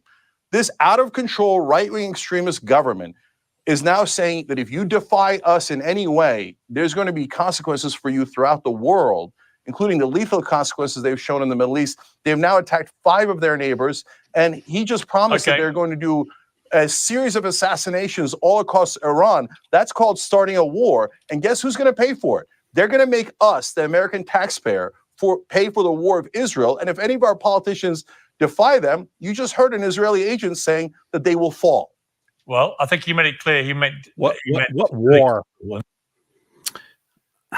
The only war in Iran is going to be a civil war. Israel's going to take out a bunch of people. The people of Iran are going to see the opportunity to get rid of the government that they absolutely hate and despise. And we may, in the very near future, see a much, much improved Iran that is not a constant source of terrorism around the world. Yeah. That is literally what lobbyists do. AP said absolved soul. That's not what lobbyists do. That's not what lobbyists do. That's not what PACs do. What PACs do is it's you're not allowed to get tons of money from lobbies and then just keep it. You don't get rich by being paid by lobbies. That's not how it works. Okay. That's not how it works. You are given the means by a certain lobby, and the lobby takes care of funding your campaign, of taking care of spreading your campaign, gives you the means to have more advertisement, to have more billboard campaigns, and so on. So if you go for a certain if you work with a certain lobby, if you appeal more to their interests, they will say, okay, we can work together. We will support your campaign. We will make your campaign big. So they spend their resources, which they take from others who support these same politics. They will then spend their money on making you successful and trying to make sure that you have enough exposure to get elected. That is what lobbyists do. They don't hand you a bunch of cash that you can just then spend on whatever you want. That's not how it works. That's not how it works. Yeah, they give donations to parties. The donations are used for campaign stuff. You cannot use it for private means. That's illegal. That's literally illegal. In the sense that He meant what? People would vote. He meant what? That people would vote against really? If they took That's that not what position. the polling shows. Okay, that's not what the polling shows at all. So it has nothing to do with voting. That was a threat. I've got to leave it there. But and he's threatening me too. Let's be clear about that. No, he's not threatening you. He's threatening you. He's threatening to kill you. Thugs like this, fascist thugs like this, threaten their very lives. Even Piers is embarrassed. They threaten to arrest them. They threaten to fire them. It is cancel culture on a global scale. I didn't choose the thug life. Thug life chose me. Okay, I've got to leave it there. A fascinating debate. Thank you both very much. I appreciate it. He said fascinating debate. Fascinating debate. Do you really believe that, Cenk? Piers? Fascinating debate. Thug life. Thug life. Thug life. Anyway, there was a joke of a debate, and Cenk Uygur is always an embarrassment, and I'm glad that Mosab, Hassan, Yousef is actually there. Cenk knows nothing about warfare. If they sent, Hu Jintao, Cenk is a Turkish Alex Jones. Also, AP loving the talent. Are the stripes on yours black or blue?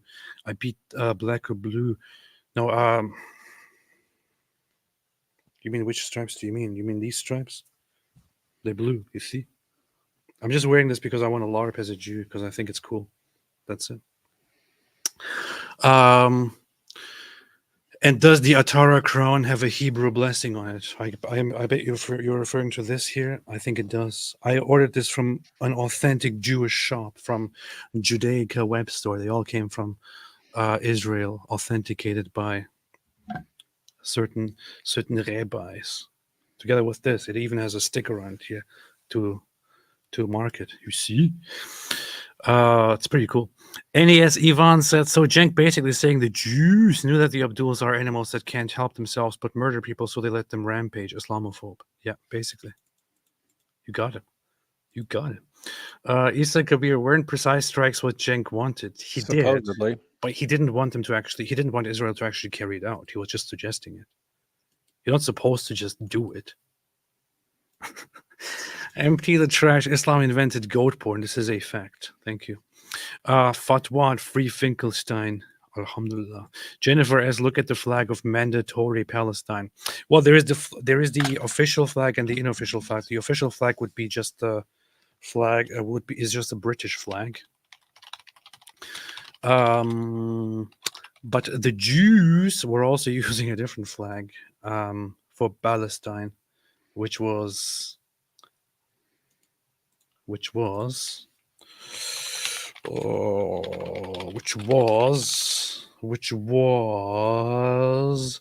this here. Let's see. Let's bring this up here on the screen. You see. So the official flag was this here.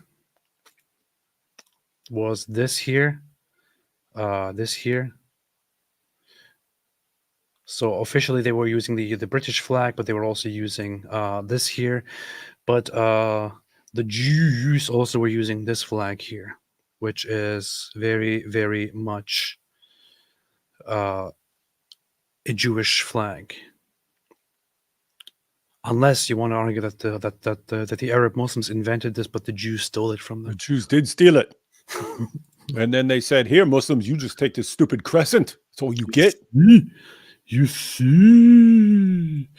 5 Palestinians R-worded my aunt in the late 90s in Key West, where I grew up. Evil everywhere they slither to. Sorry to hear that, Angel. Meredith Grotti, hope it was Jews. Instruments are haram, you know. Yeah, they are haram. They are haram. Yeah. Anyway, I was going to say something about that, but I'll leave it for now. Tezbot, I like children, but couldn't eat a whole one. That's because you're not Cenk Uygur. It's if you're going to eat human flesh, you don't want to go for children anyway. It's not. You know, they're not ripe. Yeah, it's like there is proper texture and taste to be acquired from something that you eat, and a child is not suitable for that. Hu Jintao said in Seinfeld season 3, episode 18, Limo, a funny neo-Nazi conspiracy theorist claims Jews hate grass, so they invented AstroTurf. Cenk behaves exactly like that guy. Hobocop, it takes a gratuitous amount of stupidity to have someone like Mosab crack a smile. Yeah, that is true. David Wood, don't you remember the first verse of the Torah? In the beginning, God created the Palestinians and Joseph Biden. Yeah, that is true. That is actually true. Let's see. In the beginning, God created the Palestinians. Yep, that's true. Verified. Who's checked? I fixed it too. What Cenk was thinking. The Jews have suffered greatly throughout history, but now it breaks my heart to see them defending themselves. Basically. It's not too easy, says, is AP wearing a tallit and were you wearing a kippah last stream? I could have sworn it when you took it off toward the end. As always, much to AP and David Wood. I probably was wearing it. And then I thought, yeah, we sometimes do that. Yeah, but I just ordered a bunch of Jewish stuff just to get into the mood of it. So yeah, I have this. You see? That's what they do. Anna McLeod made a super chat. Thank you so much. Appreciate it. Ezra's Rabbit Chunk, the kind of terrorist to toss his vest to avoid the boom.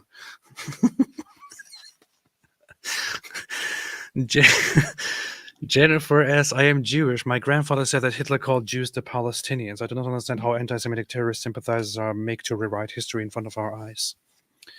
Yeah. Well, you could. I mean, it's not just they'll rewrite history about things that happened decades ago. We can see it right in front of our eyes when this guy spends the last year hiding in a hole, and then what are the pictures about him? What are the pictures of him? It's like him on the front lines, guns blazing and stuff like that. It's like they don't care about truth or reality. It's all the deciding factor in what you're posting is, does it support your narrative? If it does, truth has nothing to do with it. But think about the children. Mr. Huawable says he denies Armenian genocide, but Israel is guilty. I'm not sure what his updated opinion on that whole thing is, but there was a time where Cenk was actively denying the Armenian genocide. As far as I remember, he later on walked back on it and said that it may have happened or something like that. I don't know. Not sure what to say about it. Not sure what he say about it. John Choi, get out of your bedroom already, Cenk. You tell him. Yaya's hot lips said, Cenk, why don't you put that laptop down and kiss me? Yaya's hot lips. Cenk is obviously being deliberate in trying to mislead the audience with his emotional appeals. Considering his ethnicity, he must have been exposed to Islamic eschatology. He needs acting lessons, though, eh? If he comes from a secular family, he may have indeed not been very, very well exposed to Islamic eschatology. Considering that he comes from a Turkish family, and Turkish secular families happen to be very, very detached from religious teachings. Uygur was raised in a secular Muslim household, but became more religious during college. Yeah. When Turkish secular Muslim families are like so detached from Islam, they learn nothing about Islam. They learn very little. So that's that. PBUM, you guys are hilarious. We will eat his children. Yep. Oh, sorry, you said hilarious. I'm sorry. Urinating Broom said, urinating upon one another. That's what they do. He cannot support Israel because he's left wing. Otherwise, he'd get ostracized in his political group. Most people follow ideological groupthink. That's true. But I think he also has this whole good old anti-Semitism. Moroni and Homa, two-state solution will not ever happen while UNRWA operates there. This is true. AP only way to teach Cenk Israel-Palestine history is by force, sending him to an education camp like Xinjiang. US should swap him for an Uyghur from Xinjiang. Yeah, I don't know, man. I think some people just need to be told to learn something. Melikamu Avram said best live on YouTube. Thank you. Appreciate it. That's true. That is actually verifiably true. It has been scientifically proven to be true as well. Velvet Jet, anyone has survived the gaslighting of narcissistic abuse knows exactly what Hamas' twisted game is here. This is true. Malkamo Avraham, IDF spokesperson exposes Hezbollah finance hub underneath a hospital in Beirut. Need to check that out. Random Ock, I think we need to stop pretending the war is continuing because of hostages being held. It's continuing because Hamas has to go. I mean, it's both. Look, Israel has consistently said that the war will go on until Hamas is no more. Netanyahu has said again and again and again that it will continue until Hamas surrenders or is defeated and eradicated. The hostages are only one of two goals. It's very, very clear. They have been saying this forever. In fact, let's see. This is, I remember a post May 13. May 13. Let's see. Shoot their own. We do everything to get them out of harm's way. They do everything to keep them in harm's way, including using gunfire. They actually shoot their own civilians, trying to keep them there. Because for them, for us, every civilian casualty is a tragedy. For them, every civilian casualty is a strategy. So they don't give a hoot about their civilians, and they're responsible for those deaths. But nevertheless, even though we're faced with such a cynical enemy, we've been able to keep the ratio of civilians to combatants killed. Again, everyone is a tragedy, but it's a ratio of about 1 to 1. Wait, this is I thought I posted a clip of this very same episode on Twitter before, but in the very same interview, he said that there are only two outcomes. There's only one outcome here, which would be the end of Hamas. Anything else is unacceptable, and Hamas can either surrender completely or they will get defeated. That's what he said here, and this was May 13th, long time ago. It has been consistently that Hamas needs to go. That's it. Elon says, AP, your West Bank idea is good, but adding more Muslims is risky. Many Israeli Arabs oppose Israel and led anti-Jewish pogroms in 2021. Yeah. I don't think that you should add huge chunks of the population to Israel, which is why I say strategic peaceful relocations and then slow integration of those left. That would be my solution. Songs of Relief. Cenk is like one of those dumb mothers who always side with the spoiled youngest of the family because he's the baby and you should know better. Hey, stop being disrespectful to mom. Atlas Ran Gaming. Cenk trying to make the case that Jews attacked and raped thousands of Germans. What a tool. What a tool. He is indeed a very, very big tool. Urinating Broom said... Urinating upon one another. That's what they do. The scary thing about this is seeing how dumb, average, well-meaning people can end up supporting actual terrorism and genocidal groups. This is very, very much true. That's the case.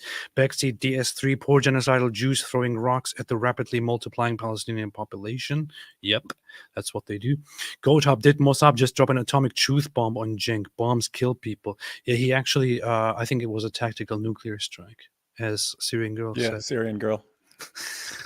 Apostate Boohoo. AP, what if Apostate Boohoo heard you say Boohoo? He may think you are stealing his identity. Be more considerate. He's as smart as Cenk. Yanan Dixenorma says, Mosab's eyes are strangling me through the screen. Frank B. Israel declassified locations of Hezbollah cash and gold stashes so the Lebanese can get the dollars. That's bathed. Oh, yeah, that was funny. They showed where they were hiding hundreds of millions of dollars in Lebanon. Anyone who wants, and they gave them a map. They said, here it is. Here's how you get in and all that. That's pretty funny. They put it in video. Like here's the entrance. Here's the exit. Here's where it is. They have hundreds of millions of dollars in here. Use that information however you see fit. Let's have a look at that. Intelligence. Tonight, I am going to declassify intelligence on a site that we did not strike, where Hezbollah has millions of dollars in gold and cash. Hassan Nasrallah's bunker. Where is the bunker located? Directly under El Sahel Hospital, in the heart of Beirut, in the Dakhia. This is the hospital. From both sides, you can see an entry and exit. Those are entry and exit tunnel shafts from the underground for the underground bunker. The entrance is located in the Al Mahdi building, and the exit is located in the El Sahel Center building. This is the bunker. It contains rooms, beds, and infrastructure for long stays, and the ability to direct combat from underground. Hezbollah built this bunker directly underneath this hospital. There are hundreds of millions of dollars in cash and gold inside the bunker right now. Waiting for you. Waiting for anyone. Government, Lebanese authorities, and the international organizations don't allow Hezbollah to use the money for terror and to attack Israel. The Israeli Air Force is monitoring the compound, as you can see. Ooh. However, we will not strike the Ooh. hospital itself. I want to emphasize, we are not at war with the people of Lebanon. We are at war with Hezbollah. And we will continue to operate against Hezbollah so that the residents of northern Israel will be able to return to their homes in safety and security. Hey, did you like how he gave a complete I know map with the precise location, how to get in there, and then he says, and we encourage the government not to allow them to spend money for terrorism. That's the only reason we're pointing that out, not to encourage people to charge in there and go for the hundreds of millions of dollars in gold and cash. He literally gave them. We're just saying, hey, please don't let them use it for terrorism. But here's where hundreds of millions of dollars are. He gave them a treasure map. He literally gave them a treasure map. Said, hey, here's all the money. X marks the spot. They have lots of money. We're just saying, don't let them use that for terror. That's all we're saying. Yeah. We're not saying, hey, go in there. We're not going to do anything. We're just watching here, but we have intel that there's lots of money and lots of gold there. So just so you know, I'm not saying go and grab it, but just so you know, it's all there. This is so big. It's all there. It's just sitting there waiting. But we're just saying, hey, don't let them use that for terror. like piles of money, enough to make you the richest person in Lebanon. But hey, we're just saying, hey, don't let them use it for terror. That's all we're saying. And here's the access code to get in. If you want to get through the door, here's the access code. And oh, look, here we left a big supply of weapons right beside there in case anyone needs a weapon for some reason. In case anyone has a group of people and has some weapons that they might need for some reason. It's right outside the door there that we left it, and anyone can go grab these weapons and get in there. But yeah, all we're saying is just please don't let them use that for terror. This is beast. It's pretty funny. This is what I mean. You see the terrorists try to be smart, but these guys are just strategy wise are really, really intelligent. Yeah. Meanwhile, of course, you have people like this guy, Suleiman Ahmed, posting fake photos. Posting stuff like this to make it look like, oh no, Israel is bombing civilian airport. Israel is bombing civilian airport right here. Look at this footage. This photo. He even wrote a photo for the history books. A photo for the history books. Plane landing next to, explosions here. Now you have to just stop and think for a second. Do you really think a plane would land here under these circumstances? Yeah, they don't reroute at all. They just say, "Hey, you know what? The entire airport is burning and on fire, but let's go ahead and land anyway." If you look closer at the photo, you realize that there's something weird going on with the planes. If you actually with the wings, if you look at it, the wings of the plane don't make any sense. They go in the wrong direction. It's because the image is AI generated. It is an AI generated image, which these idiots present as an authentic photo for history books. 21,000 likes. This is the kind of people that we're dealing with. Mm-hmm. Civilian airports should be off limits. Who's going to raid in Israel? I would guess pretty significant overlap between Suleiman's fans and Cenk's fans. They lie and lie and lie and lie and lie. Dustin Red Eagle, Wikipedia is funny. They said the Nakba, the catastrophe because of Palestinian displacement. No, it's a catastrophe for them because the Jews lived them and got their own land back. Yeah, you could say that it's also called a catastrophe for them because they had to because they went away and couldn't come back anymore, and many of them were also sent away. Now, here is the thing: when it comes to the Nakba, there are some facts that need to be pointed out, and there is some nuance to it. Lots of the people that went away during the Nakba, the war, the 1948 war, went out of the region on their own volition, or went out because they were told to get out of the way because they're going to attack Israel. Many others just went out of there out of fear. Some rumors were spreading, and they left. Hundreds and thousands of people left on their own. However, that said, during the war and after the war, many others were also relocated and sent away by Israel from certain locations, from certain settlements that they were living in, that were at the border of what would then become the new Israeli borders. And they did, in certain cases, go into a settlement and said, this will be completely emptied. You have to all leave. Get out of here. Either resettle into this place or leave, go on the other side of the border. You will not live here anymore.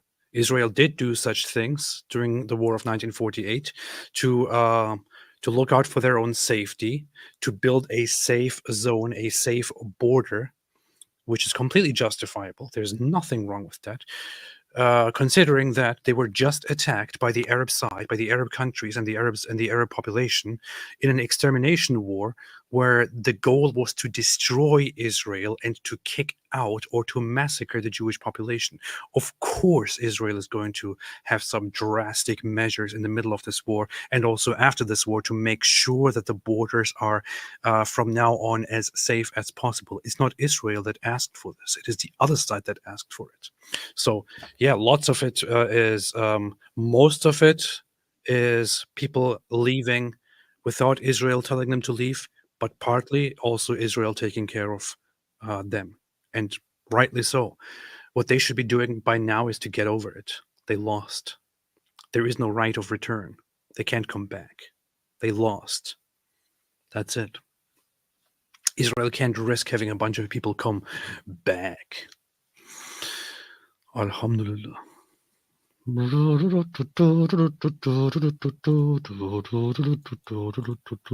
Door Daniel said, hold on, AP, Yogurt has a point. UN is spending a lot of money. That's why you don't get paid leaves, you see. That's true. He said a lot of garbage about Israel, about how Israel has free healthcare and free school and this and that. That's not even true. I didn't bother correcting him on that, but Israel doesn't have free healthcare. Israel doesn't have free education, and so on. Mosab's leather jacket of the anus made a super chat. No, Cam Libby said Mosab's leather jacket of the UK. Yeah. Eunuch pets a rat's wife $32,000 bag. Ma 7-year income SMH. Yeah, but they need it. They need it. She got to carry her stuff somehow. Yeah. She got to carry all that cash somehow. Alhamdulillah. Cenk makes me cringe. He needs adult supervision. He does. He needs his diapers changed, probably. Definition of cultural Muslim, said Crusader General, a liar, a pedophile, and a terrorist, but otherwise a honorable and decent human being. This sounds pretty cultural Muslimophobic. Diamond Encrusted Abdullah says, 2 for my 2 favorite atheists. Who are you talking about? You mean Piers Morgan and Cenk Uygur? What do you mean? Piers isn't an atheist. He says he believes in God. Oh, he does? Okay. That's true. Gwyneth Isaacs and Gwyneth Isaacs said ancient Philistines were Phoenicians, Sicilians. Yeah, they were sea peoples. Sea peoples had nothing to do with the Arabs. They were amphibian creatures. Grays 174, Cenk's new nephew is an eminent scholar. Yeah, he's one of the greatest scholars that the world has ever seen. Sheikh Mike Wingling, hey Donald Wood, do you think Mosab prefers Kirk or Picard? Kirk, obviously. I have no idea what this means, but yeah. ABH said, long live Mosab Hassan and long live Apostate Prophet and long live David Wood. And thank you very, very much for your great hits on that evil religion Islam. Thank you. I appreciate it. Appreciate it. Hope everyone lives long. God, Jews are behind the creation of Christianity. You could say so, yeah. You see, Jews controlled the world. Jews started Christianity. How dare you? EDG, Hamas children. That's why he says it like that. I'm pretty sure that there's going to be somebody in the comment section who will say, no, it's not Jews.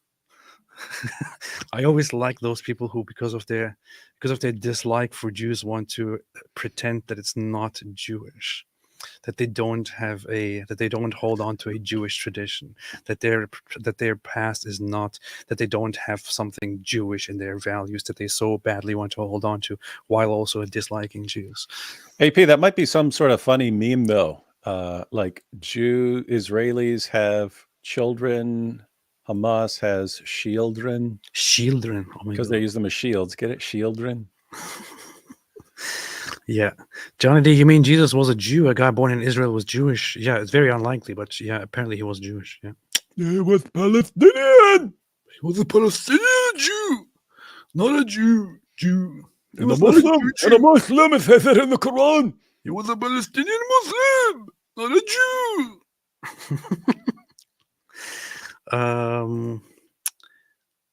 Alhamdulillah. Hamas children. Sheikh Mike Wingeling. APEC is very powerful. I voted for Cenk last time and a picture of Netanyahu appeared instead and gave me a bagel instead of a ballot paper. Wow. That's what they do. Wow. That's based. Dor Daniel said Jew Gort is right again. He said there's a terrorist in our government. He failed to mention their names, Abbas and Abu Mazen, silly cuck yogurt. Yep, that is true. That is true. You have actual people in the Israeli parliament. Robert Aldani, I agree with Mosab, but he's almost too over the top, almost Rabbi Shmuley, almost detrimental. Am I wrong? I don't think so. I think sometimes he goes a little bit too far, but he gets away I with agree. I agree. He can pull it off. He can pull it off. And if anyone calls him on it, if anyone calls him on it, I mean, look at what the people did to me there. Look at what the people did to me. And look what they want to do to me. So don't tell me I'm over the top. That's what I'd say if I were him. Alhamdulillah. Alhamdulillah. Godhab says the AP household must be fun, filled with Jewish and Orthodox Christian items. I know it's funny. It's like my wife is walking around nowadays with just all kinds of Christian stuff. She really got into it very, very, very, very bigly and very heavily and very deeply.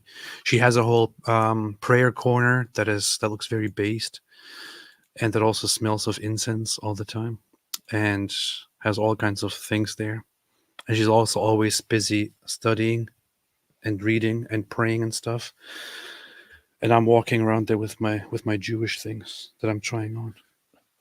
Yeah, wait for Jake Broncatella to hear that and come up with a new video. AP admits that his wife at the prayer area. Is this destroying him psychologically? Why is he not talking about this? Why the whole world? Anyone doesn't know what we're talking about? Jake made a video that we watched a while back where he was. Oh my goodness, he's an agnostic, but she's a Christian. Is he going to kill her? What's going on? What's going to happen? It's after he became after all the Dawa channels started becoming gossip channels.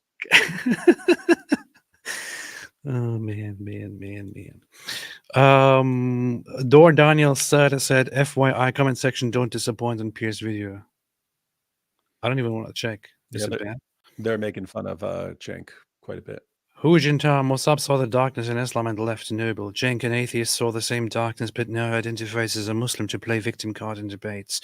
I don't think that Cenk actually saw anything. I think that Cenk never had any idea about Islam, and he still doesn't know much about it. He's just an ignoramus. He's an idiot. That's it. Roblar75, is that a Zabiba on the nominal Muslim's head? I don't think so. I don't think he has a Zabiba. He just looks weird. Sarah James, another IDF genius move, almost as good as Operation Scrotum Explode him. It's not too easy. Awesome. Khalid Kipa meant much love. AP David Wood last post. Thank you. Appreciate it very much. Thank you. Very, very, very muchos. Muchos gracias. 76 Jaws. Have you checked that Twitch for over a year doesn't allow new Israeli accounts and kept quiet about it? I know the thing. This is the funny thing. You know, yesterday, remember when we talked about how you talked about it yesterday. We talked about how Twitch was apparently banning new registrations from Israel. Apparently, that was going on for a whole year. In October 2023, apparently they banned any new signups from Israel, and then supposedly through an oversight, never fixed it. So for a whole year, it was not possible for Israelis to sign up on Twitch. And now this exploded, and they were forced to make an explanation about how it was an oversight. Really messed up, man. Emily became a YouTube member. Welcome to the club, Emily. Just so you know, you can join, but you can never leave. Go to a prayer corner. You see, AP makes his wife pray in a corner. She can only pray in that corner. Candace Owens, get on those. I know. I said to her, if you are going to be a Christian, I'm only going to tolerate this under one circumstance, which is that you will be forced into a corner and pray there. That's it. Hey, yo. The open source intelligence monitor had two messages. They said, according to Channel 14, in addition to oil facilities, nuclear sites, military bases, and government buildings, the homes of senior Iranian officials have likely been added to the potential target list for an Israeli retaliatory strike. Retired Israeli Brigadier General Amir Avivi told ABC News today that the upcoming Israeli response to Iran's latest ballistic missile attack will be fierce, strong, and very surprising, with it marking the beginning of a war which is expected to last many months. And by war, they mean Israel bombing the crap out of Iranian targets and Iran launching failed rocket strikes in return. And every time they launch a rocket, watch the location of the rocket launcher get blown up by the IDF Air Force. Mm-hmm. Mm-hmm. Well.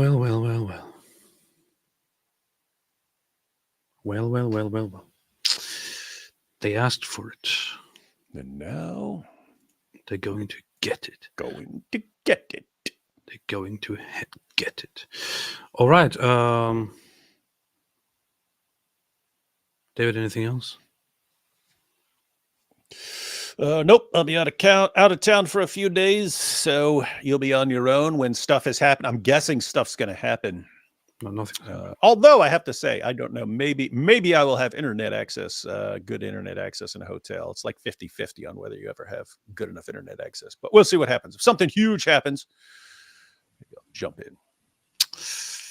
Yeah, in Mexico, you probably don't have good internet access, so we'll check. We'll see what happens. Inshallah. All right. That's that. This was an interesting show. Was much fun. It is totally based. Mosab always makes stuff fun. When have we watched anything by Mosab and it wasn't fun? And Cenk also makes things fun, but in a different way. He's always fun. And he's not just entertaining, he's also pretty much he knows how to do precision strikes, just like Israel, when it comes to arguing. Alhamdulillah. All right. Thanks everybody for watching. Hope everything goes well. Hope everyone has a fantastic rest of the day and night. Mosab has a language barrier that makes him look for extreme words without finding. I am sure he wanted to say that he hate his children, not eat. No, he probably meant eat. But yeah, thanks everybody. Here's somebody again trying to say free Palestine. I'm not interested. Stop with the scam. I don't buy it. You're saying free. No, we agree. Free Palestine. Free Palestine. Free if you Palestine want free, from Hamas, from Hamas terror. If you want to give me a free Palestine, give it for me free. Stop advertising it. I'm not going to buy one, get one free. I'm not interested in any of that. I don't want it. I don't like it. Go give it to somebody else. Donate it. I don't know what you want to do. If you don't like it yourself, just give it away. I don't know. Anyway, thanks everybody for watching. Thanks for joining. And as always, you're sitting there watching Netflix. Oh, sorry, that was the wrong button. As always,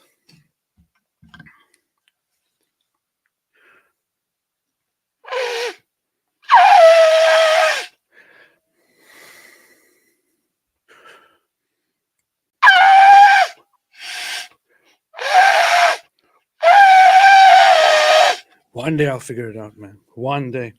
No, I understood that.